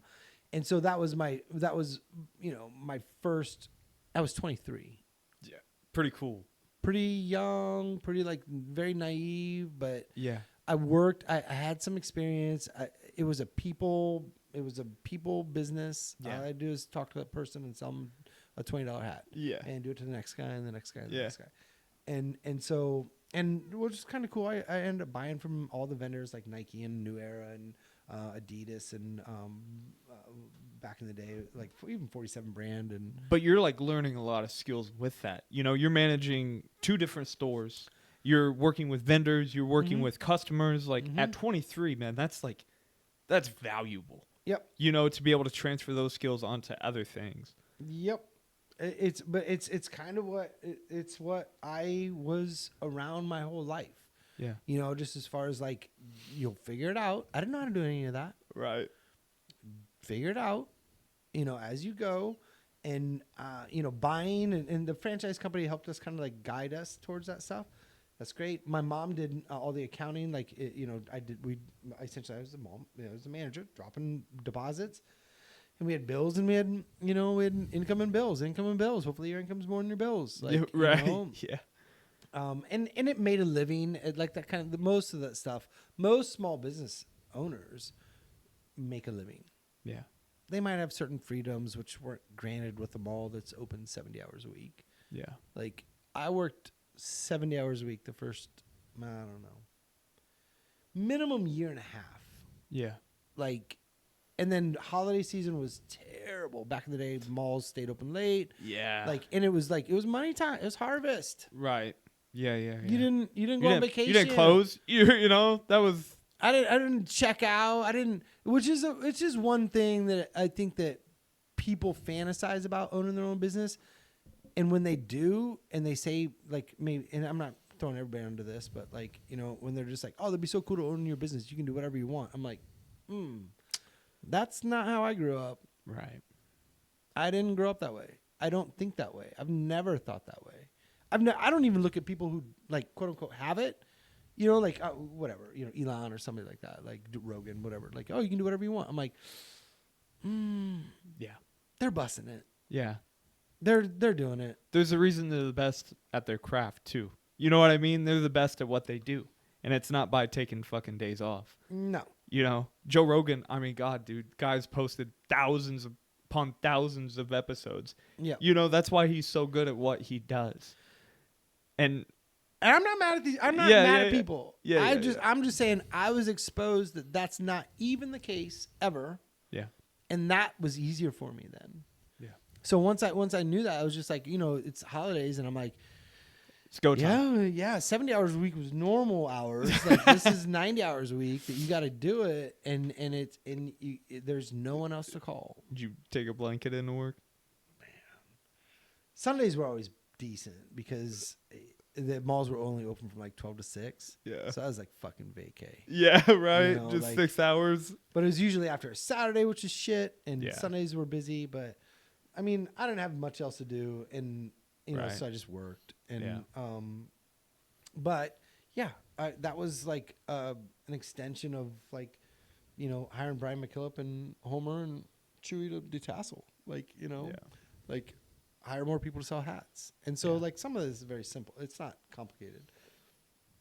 You got to be able to train them, and you got to have that ability, and you got to like, those were strengths of mine, and so that was, we checked some boxes. Yeah. Like my dad wasn't going to be like, all right, we're going to go, throw down, 100 and whatever, 50,000, couple $100,000, with inventory to get this thing started without having some confidence that you have the skill set. Right. And I did, and it was a pretty simple skill set to be able to talk to people and sling a baseball cap. Yeah. But it was in in my wheelhouse. And so that's where I think some people struggle with like trying to, they might find their interest, and I think that if people can find interest and can make money doing it, then you're very fucking lucky. Yeah. And it's not everybody can do that. Yeah. So and you can't fantasize about that, like that everybody does that, because that's a small group of people that are doing what they want to do, and they're making a living doing it, and they're their own boss, and it's not all that great. So Well, there's definitely a lot of hard work that goes into it behind the scenes. I mean, I've told you, like my sister, like she has a small business in a field that she's been interested in forever, but it was organic. There was no blueprint on how to run her shop. Yep. She started literally in the podcast. She even talks about like she had to work another job. She had to Oh, work yeah. 40 hours a week at another job. Yep. And her friend Kinsley literally just ran the shop without getting paid. Because it was like a dream of theirs. Like they weren't making money. They had to work other jobs to be able to even pay for their one business. That's what that my they dad had. all farmers had 2 jobs. Right. Like they hope that they can subsidize their rent, their losses. Yeah. So ran those for 6.5 years, and I think we had 7-year leases in the malls, and we opened like 6 months apart or something. So they were gonna like either you renew or whatever. Listen, 1996 is when we opened. So 1999 is when I think fucking AOL and the whole or whatever .com boom. .com boom, and everybody's worried about malls surviving. So that They were worried back then. 1,000,000%. Fuck, 1,000,000%. that's some foresight. So so I mean, it's taken 20 years. It only took about 12 years, probably. Yeah, I know. Yeah. So, from 2000 to 2012, malls were probably about kicking the bucket about then, and they, some have hung on, whatever. So we knew that probably wasn't going to be like the long-term thing, and I think we had 2 kids at that point, and so this is where Hat World and Lids come into play. So Hat World and Lids ended up buying Hat World. So Scott Molander and Glenn Campbell founded Hat World. They're out of Indiana, and at Terre Haute, I think was their first store.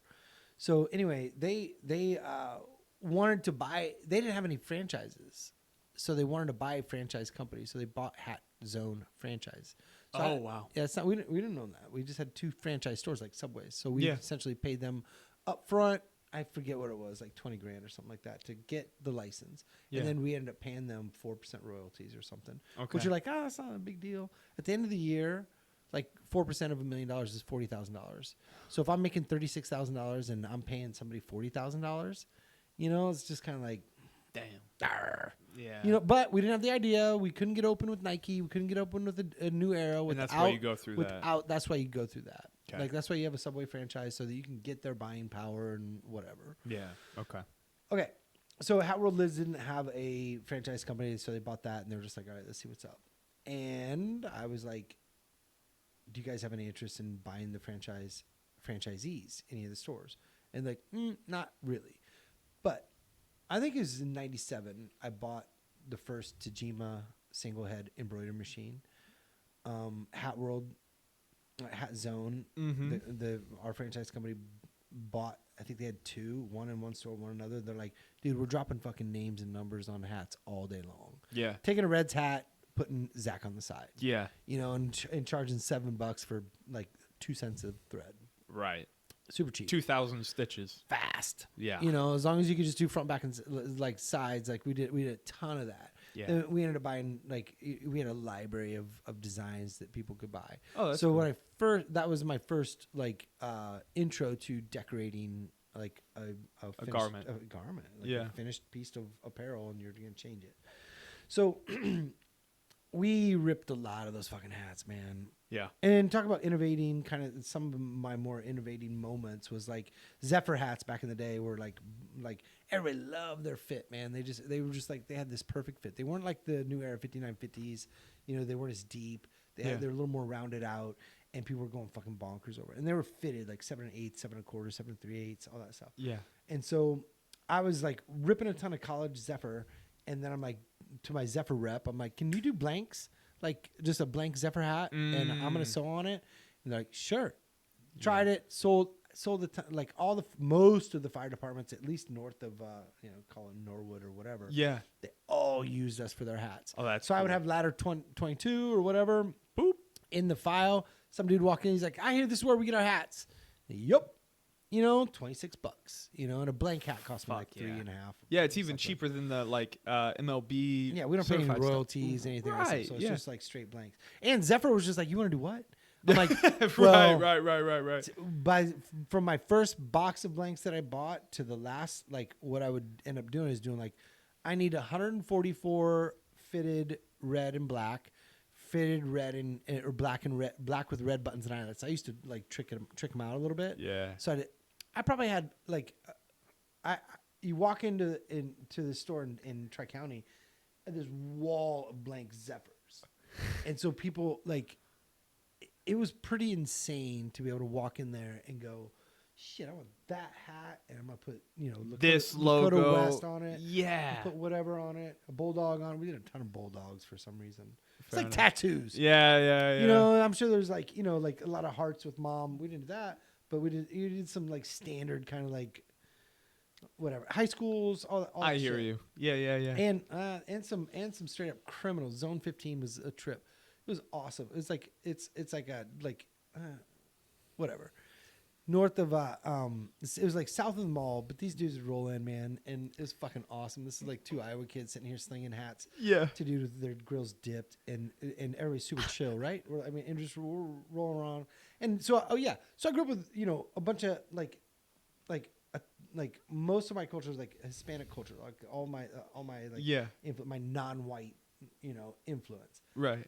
And then I grow up, and I'm ripping baseball hats in malls. Yeah. Like all my clientele, like a ton of it was all people of color. Yeah. Again, it's just this like little white farm boy dude, being like, what are you doing? You're sitting here like slinging ball caps. Yeah. And Zone 15, allegedly, was kind of like this gang. Oh shit! People, Okay. I didn't know that. Group of friends. Yeah. A gang of friends. All right. Came in but everybody like mad respect for everything that's going on. Yeah. One of the dudes rolled in and he was like, "My boys, everybody's good to you, right?" And I'm like, "Oh, you're the one." Yeah. Yes, everybody's cool. Tell them to keep coming up. Everybody's been awesome. Yeah. Like a small group. But we had so many stupid stories. Like my brother he lived here for a little bit, and we just cracked up at this one story where dude is like pulling out a big wad of cash in his pocket. Yeah. In his pocket. And he's just like, and there's a dude behind him, and dude is like behind him was like, "Be careful, man! I got my ski mask on me." And dude looks back at him. He's like, "It's gonna take more than a mask." So like these kind of experiences that like these Iowa farm kids had, like were just like it's just fucking awesome. Yeah. Like we're so tired of that light, like that just like walking beans and shit. Yeah. And just like what else is out there? And man, we had no problem being good to everybody that was good to us. So it like color never mattered to us. Like because I got accused of being some redneck whatever. Yeah. Like just by proxy. Yeah. Yeah. And so I never did that to anybody else. Like there's always more to the story. So but anyway, I don't know how we got on that. Oh, just like be different. Like be innovative. Be like like be able to latch on to little trends that are happening. And back in that day, I was pretty tied into what was cool. You know, like, I was 26, 27, 28. It's not like I was an old man doing this. So I was able to make decisions like that, and I was in it. And it's like all my experience started to build on itself.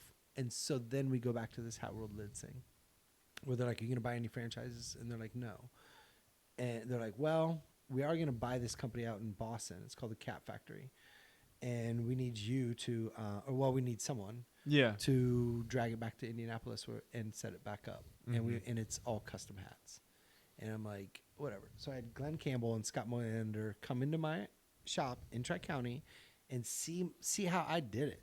See how my wall is Zephyr, which is unheard of. Yeah. Blank Zephyrs, like, and a bunch of other blank stuff. Right. Flex Fit and all that stuff. And I had the human experience of understanding the process. So of being like, All right, what color hat do you want? All right, what are we gonna put on it? All right, what color do you want? The logos. Yeah, what are we yeah, gonna do? yeah. Like write it up. Here you go. There, whatever. And so I knew what the sales cycle was, and so they wanted me to bring that back. Go to Cat Factory, which I still remember. I had Jim Harris. He was there. These guys, Scott and Glenn, were Foot Locker dudes, and they managed stores, and their boss was Jim Harris, and Jim managed, I don't know, $300 million worth of Foot Locker stores. Okay. So he was like a regional dude. Yeah. And two of his, he was like a district dude, whatever you want to call it. Yeah. Scott and Glenn were just like, man, we're selling a ton of fucking hats. I think we can open a store that just sells hats. Yeah. So they did that out of Terre Haute, and then eventually kind of got this, grew fast. Sure. Grabbed Jim. Jim, I remember talking on the phone. I'm like, and I knew what I had. I just built. I'm like, I can set this up, and I'm like, they sent me out to Boston. I spent 2 weeks in Boston, 2 different 2 weeks stints. And first one, I went out there. I'm like, I was talking to Jim on the phone. I'm like, this is a fucking dump, Jim. Yeah. I said, they had Toyota machines. None of them were intact. Thread tensions were all fucked up. They had like, if it was a 6-needle machine, 3 of them worked. Yeah. So everything was trashed. Yeah. And this Mark dude, this guy who owned it, was like, he was begging me. He's like, man, you got to give me a good report because like this might kind of like his ship was going down. Yeah. And it was just, he wasn't getting paid to like, to sell this, but he was getting out from some debt. Yeah, so he needed to make it happen. Not that but I told Jim, I'm like, this place is a fucking dump. And he's like, Tim, I respect your expertise. You're candid the way, but he goes, just remember who you're talking to. Like, don't, like, we made the decision to spend X amount of money to buy this place, and now I got some fucking punk telling me that you made a bad decision. Ooh, okay. So yeah, but I'd never worked for anybody other than my dad, and I don't think I would talk to my dad like that. But somehow I talked to Jim like that.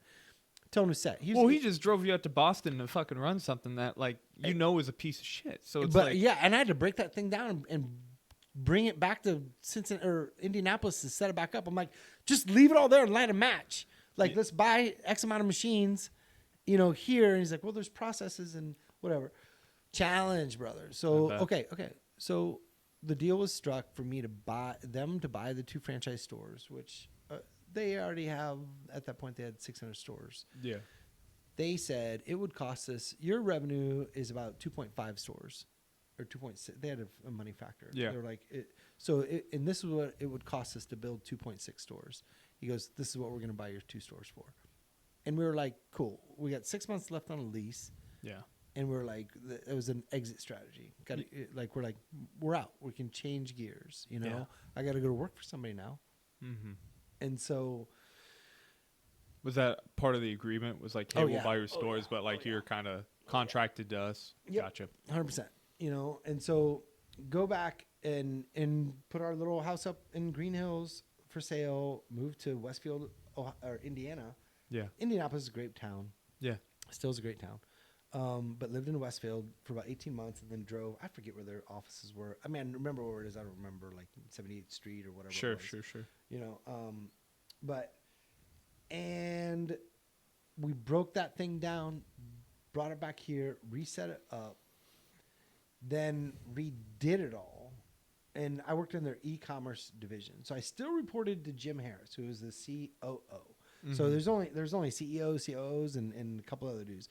So they put me directly to reporting to him, and we got it set back up. And then I worked with Hat World was slinging hats online. Yeah, good business back in the day for them, like, and it still is for them. Right. But they didn't have that customized part, and created the process of someone going online, picking a hat, doing the rendering where we can switch the bulldog. Do we want a blue collar, a red collar, a purple collar, a gold collar, whatever?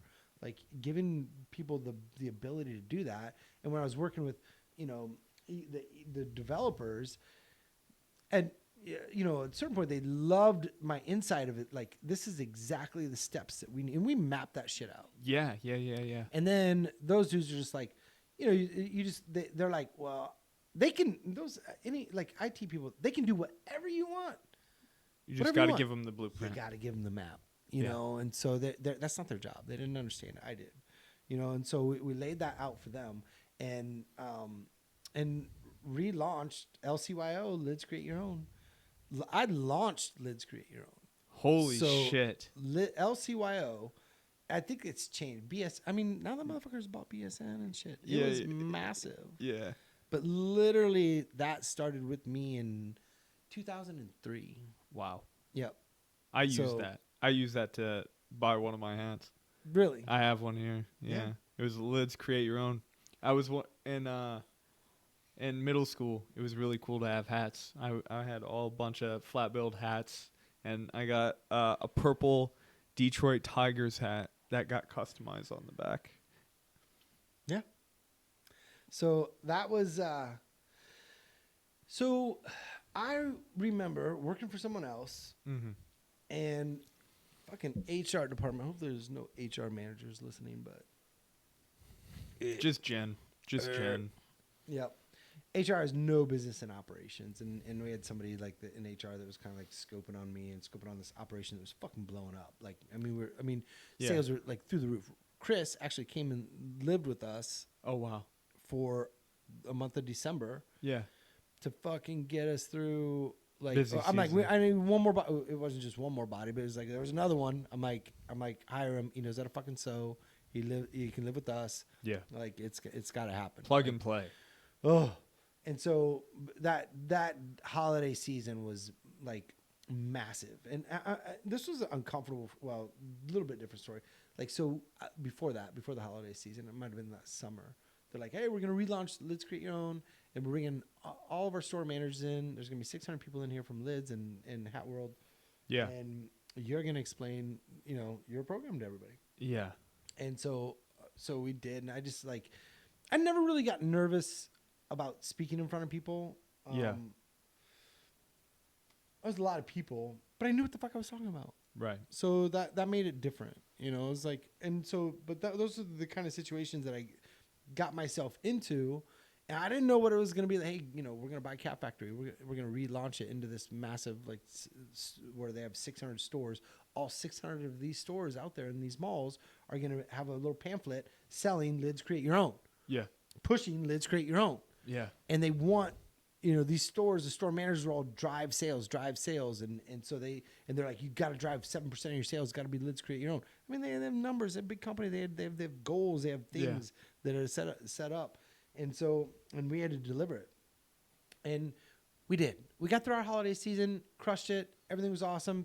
Dudes were happy. And I was like, I can't work for... You can't do it. People and I don't know. It was just a big company, and it's a backstabbers, man. There's some fucking drama in companies. I bet, man. Especially in the corporate mindset and stuff, because everyone's out to get theirs at the end of the day in that mindset. It's gross. Our family it's so business gross. is not even remotely close to the kind of mindset those people have. You can't be vulnerable like I was and be like, I'm going to give everything I can. Yeah. I'm going to be human. I'm going to make mistakes. Yeah. But then to have someone else come in, sweep in and be like, you know what? You just need my help. And this was somebody who also reported to Jim. Yeah. I should probably run this. And then and the bitch was in HR. And I'm like, so HR has no business in operations, meaning that she can't make that determination to say that someone's unqualified. Right. Because we stressed out over we did it, got through it, but stressed out. And I remember she's like, you're not following the schedule. I'm like, fucking schedule, man. There's 900 orders in the queue and we got to pump out X amount, whatever. And it was the day that we had some fucking actuary dude. They sent the troops in. Yeah. And they were like, some spreadsheet dude was just like, here's your schedule. I'm like, sure, I'm down. I'm here to help. And it was day one where there was some crossover where we did some things a little out of order. Yeah. It may be day 2 or 3 or something. There's still some residual that we're just we're trying to get back ordered. We got some shit on the floor ready to get sewn. Right. And you're telling me, you were asking me why I sewed this order in front of this order. Right, a product that hasn't came in yet. Or Yeah. I'm like, I stopped the queue because this isn't here, and I can't finish everything else that I could finish. So then I had numbers dude, this dude, and HR's everybody's sharing info, and then the HR lady was just like, "You sure how that's supposed to go down, or why don't you got to get back on schedule?" And this and that. I'm like, "Fuck, whoa!" And there was some other shit, I bet. where they were like firing shots, Yeah. and I didn't know how to fire back because I didn't take it, like I didn't. Right. Yeah. You were just doing your business. You were still running a business. You weren't thinking like this whole Somebody corporate was thing. after me. And I'm sure it was almost like a measuring contest, right? Like I gotta show that I'm better than Oh, I hope so. Tim, that I'm better than this person. That I'm. Yeah, all right. We had a little skip. You missed some awesome stories, but whatever. Yeah, we'll survive. Yep. But now we got even more awesome stories because I already warmed you up to it. But like, Yeah. so obviously the T-shirt company comes into hand. Was that after the Zephyr hats and stuff? Did you want to move back to Cincinnati or? So the Cincinnati move is like a couple different layers. So I was repping Zephyr, and then I also was like, still had this like, I mean, it was still an emerging market as far as customization online and stuff. And so I'm like, well, I'm just gonna fucking start a company. Yeah. And I was in the licensed product business with Zephyr, so I knew like how to get licensed with the University of Iowa. Or there's essentially two companies. This is dated info, but back in the day, it might not have changed. But there's two companies: CLC, Collegiate Licensing Company, and LRG, Licensing Resource Group. That essentially controlled all the licenses for everybody, unless they were independently licensed, like University of Iowa, by chance. So I was like, man, people want to customize shit. I've seen it. I've seen it for years. Right. They just want to do it one off, and so I was working, still being a Zephyr rep, but then ended up spending about 40 grand on a website that I worked with this company out of Des Moines, and D-Webware or something, and they programmed in a certain language, but I had the map. Yeah. I said, this is how the process goes. I want people to pull up a shirt, a black shirt, a gold shirt, whatever. And then I want them to be able to apply a different logo to the front, back, and sleeves that would have like a University of Iowa Herc, Iowa, the Hawk, Right. whatever. Put it on gray, put it on whatever. Like the fact that they were building something, they were going to buy it. Right. Like Something authentic to them. I knew that it was a very simple path that once they had ownership in that because it was their idea, they're clicking the button to buy it. Yeah. So I worked simultaneously on building a website and getting licensed with, I think I got up to like 14 schools, and I had an affiliate program is what I called it. Essentially, like, how do you get traffic? Well, back in our day, like, it didn't have TikTok. It was literally like Google web search and Google this and that. I'm like, well, fuck, man, that's a wide net. I'm not sure I want to cast that. I know the select group of people that have websites that service the University of Iowa, because even then it was smaller pool. Sure. So the University of Iowa had a website and a bookstore, and then they had a couple independent ones, and I'll use Iowa as an example. Iowa Book and Supply, Kurt. Vander something, whatever, Vander, whatever. His family had owned the bookstore for a while. So I said, yeah, you got a website. You got people here. Like, we'll just put a button on there. You link it to me. I know where it came from. I'll give you commission.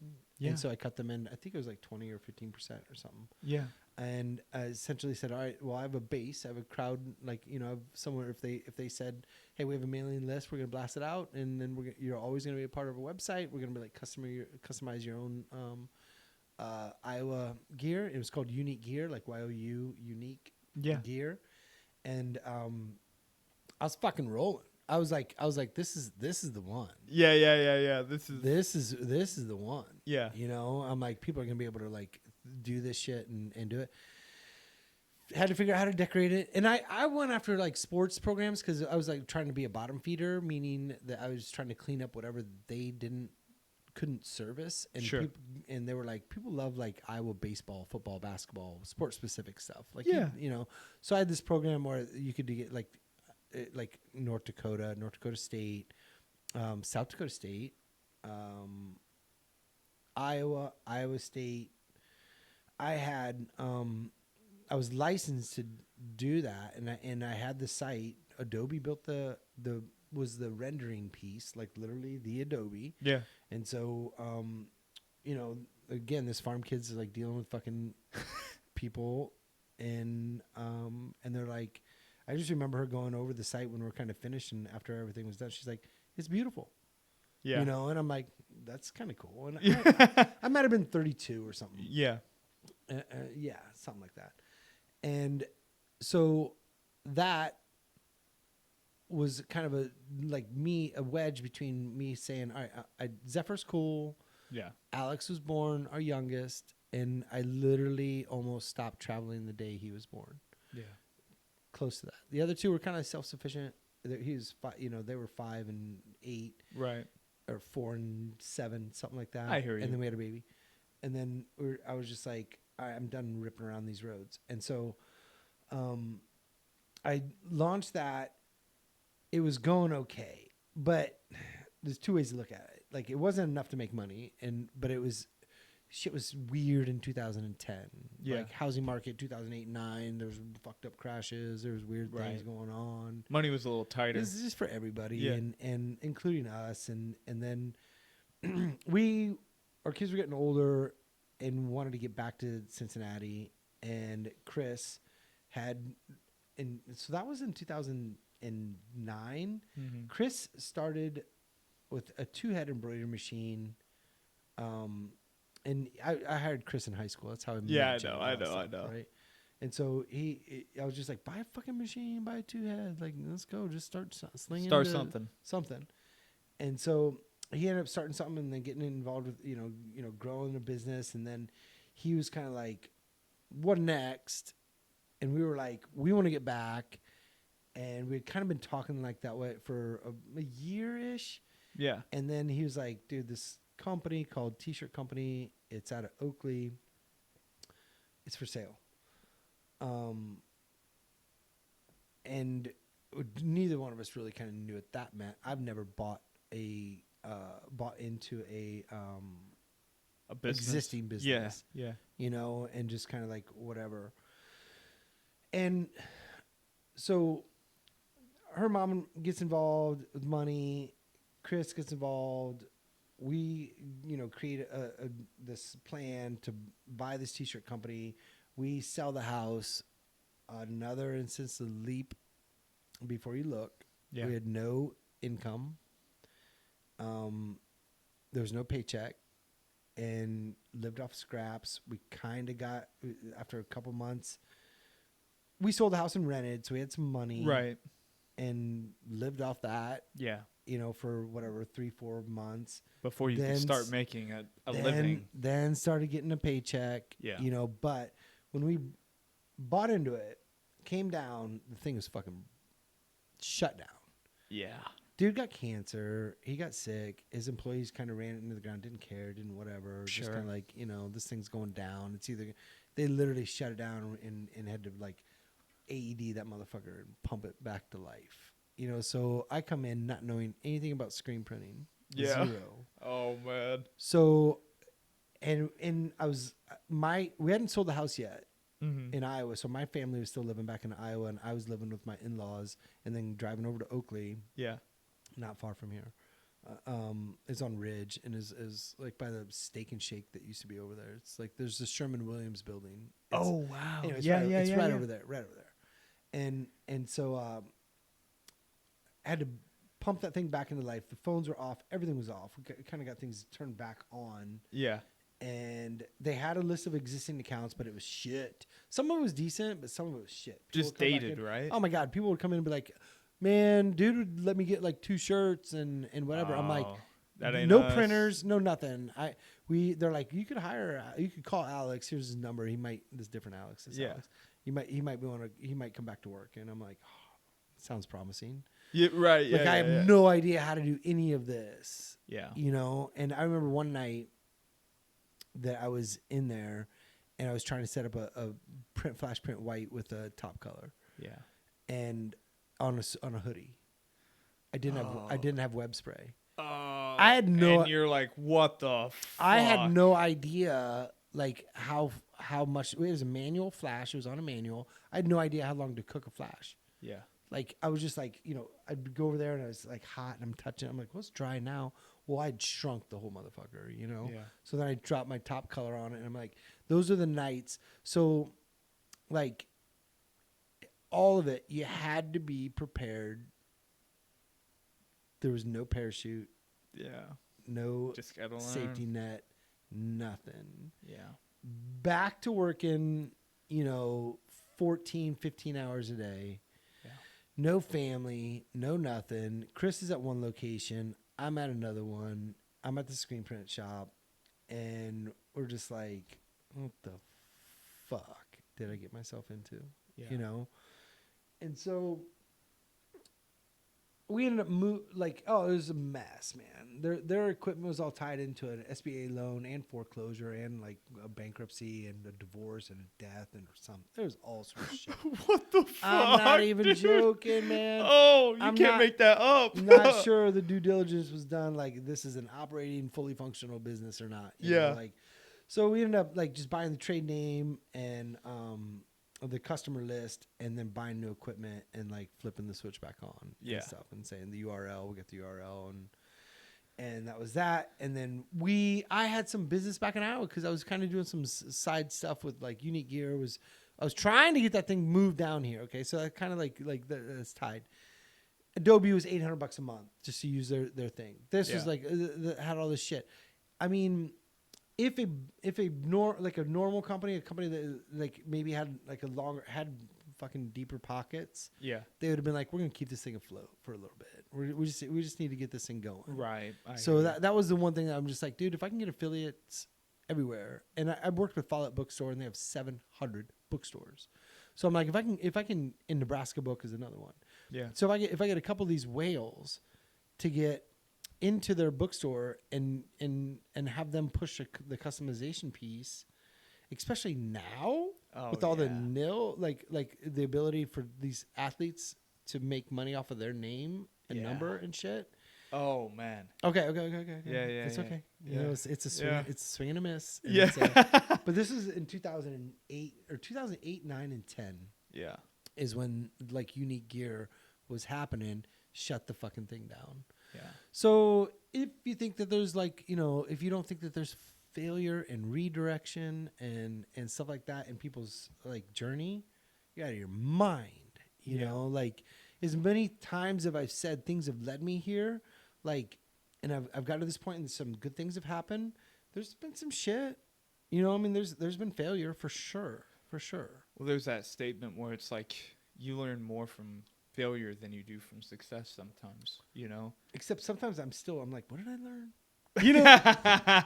Right. You're just like, what was the fucking lesson? Yeah.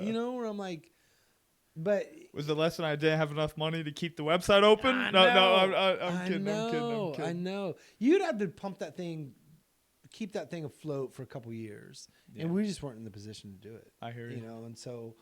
And that would have been X amount of money. I don't know, whatever. Right. Like it just wasn't in the budget. And effort selling to bookstores and stuff Come like on, that. We're in two different, literally kind of the same thing, but two different directions. Yeah.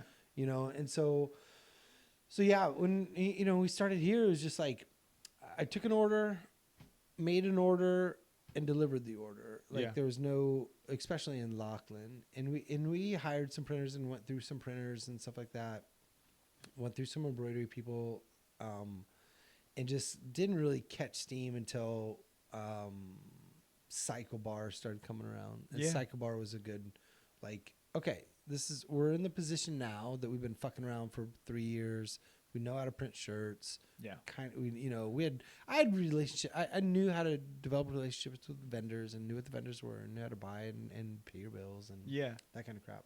But you got to sell and you got to be able to produce. But I felt like, well, we have total control. We can sell, we can produce, we can, price it wherever we want. We don't have any guidelines. Right. We know the market, so we got to kind of like understand what a single color print goes for, and be able to do it faster and better than the other guy. Yeah. And that was and be able to do those little nichey kind of like when you're talking to people to be a people person and not and not oversell. Like as a business owners, they don't oversell because they have to do it. So you have salespeople, maybe in this company that you used to work for, whatever, would have these salespeople trying like selling and not necessarily understand what it takes to produce it. And then there's a disconnect on either whether it can or cannot be done or how much it costs to produce to what you sold it for, whatever. Yeah. We had total control over kind of like, we know that we need to get $1 for a black print on white, you know. Right. Yeah. Like we just kind of, you know, had a better understanding. And then, you know, Jen and I worked together during Hat Zone days, like when we had the franchises, and she worked in the stores. Mm-hmm. She was essentially doing the till and doing stuff and scheduling and, you know, making sure. And she probably worked 30 hours a week, had a couple little kids. Yeah. It was flexible, yeah. right. Which, kids are another part-time job, you know, if not full-time job. So yeah, no, it's life altering. Like it's kind of fun. I love golf and I love following golf, and Scotty Scheffler's having his baby, or just had, you know, just like, you know, not knowing what you're gonna have to prepare for in the future. Yeah, it's smaller than that. Just like keep grinding on your shit. But there's a balance though. You have to like you want to put yourself out there and take risks, but you also like that could take some energy away from what you're doing today. Yeah, and absolutely. You know, but well, I think that is very true. I think patience is important, but to also keep improving every day. Right? Yeah. You want to try to be better today for a better you tomorrow. Yeah. Right. Keep growing. You want to push with patience, maybe? Like push with patience. Push. I'm with about that. That's what I'm talking about. Like, you were right. We're gonna put out some zingers today. Seriously, we're gonna get some phone. I might get some calls on the way home. Like, Rogan will be like, "Dude, can you do next Tuesday segment?" I'm like, "I'm fucking in, man. Zach and I will be there." You're the push for patience guy. Yeah, that's you. That's me. Yeah. Oh man. I don't know. I got no other words of wisdom, but. Yeah, I just think, well, and just like be right, be good to people, be good to everybody, and whatever. This isn't Sunday, but well, I think what you put into this world is what you get out of it. Honestly, you know, it's really, you know, how you approach every single day and how you have an outlook really comes from you. It's not the world. Right, you get to input the outlook you want every single day. You could either have a bad day, you could either have a good day, you could find the positives in the day, you can find the negatives in the day. Yep. And it's really down to you. And there's something bouncing around in my brain about like outlook is not like vision. Outlook is not like. You have to kind of differentiate between like your outlook is like how you show up every day and do it. Yeah. You know, you can keep that strong. Yeah. But then your vision for yourself of where you want to be might not align with like the feeling of being the best you today. Yeah. That's easier than having that fucking weight of being like, I want to be here so I can provide for my family, provide for my wife, like buy a house, do these things that I want, like I know I want to do. Right. So how do you have a positive outlook when you're not there yet? Right. Like your vision of who you want to be is not matching up with your outlook today. I'm like, hold on, man, hold on to the outlook. You got it. You got to stay strong every day and just like do it because that vision is coming. You want it too soon, you know, like or something. No, I'm with that. Yeah. Like so, it's that's the difficult part, is understanding like feeling comfortable about like where I want to be and I want to do that, and then like what's it take? Well, it takes best of me every day, but then all right, we ain't there yet. When are we gonna get there? I know. You know, like when's that gonna happen? And we kind of talked about it, and Zach's half my age. And so we you're like, oh, I want to send my kid to St. X. I want to do this. And I'm like, you're 26. You can't. Right. So why would you even put that on yourself right now? Right. Yeah. Right now. One, you don't have a kid. Two, you can't afford it. Yeah. Three, why do people do that? Yeah. I think it's ambition. Because I do want to be there. Right. Like that is the vision. Almost me saying that is like, okay, I want to put that into fruition. I don't put that on myself currently, but I know I have in the past. I think I want to be clear and say, don't put that weight on you. Right. Like, don't be like, oh, don't be depressed because you're not there. What? That keeps you in bed. Yeah. If you take the temp of where you're at and where your vision is every morning, like, yeah, you might you just be like, I'm not gonna get there. I'm gonna fucking give up. I'm not there. Yeah. So I'm mad. Yeah, I'm not gonna have a good day. I'm not gonna have a good day. Yeah. So it's like you want to have that vision. You got to understand. You got to be comfortable where you're at and know that that's not where you're gonna like. I mean, it's linear. You're not right? there tomorrow. It's like time is. It's it. You. What do you mean there? Like it just like it there is when you're 35, right? And you're trying to like jump it, wormhole that shit. Yeah. I know. Social media is a curse. It's gonna lead to whatever, depression or just mediocre, just like not unhappy if you're not meeting your goals. Yeah. So make sure your goals are close to where you're at. Yeah, I feel that. No, that's important.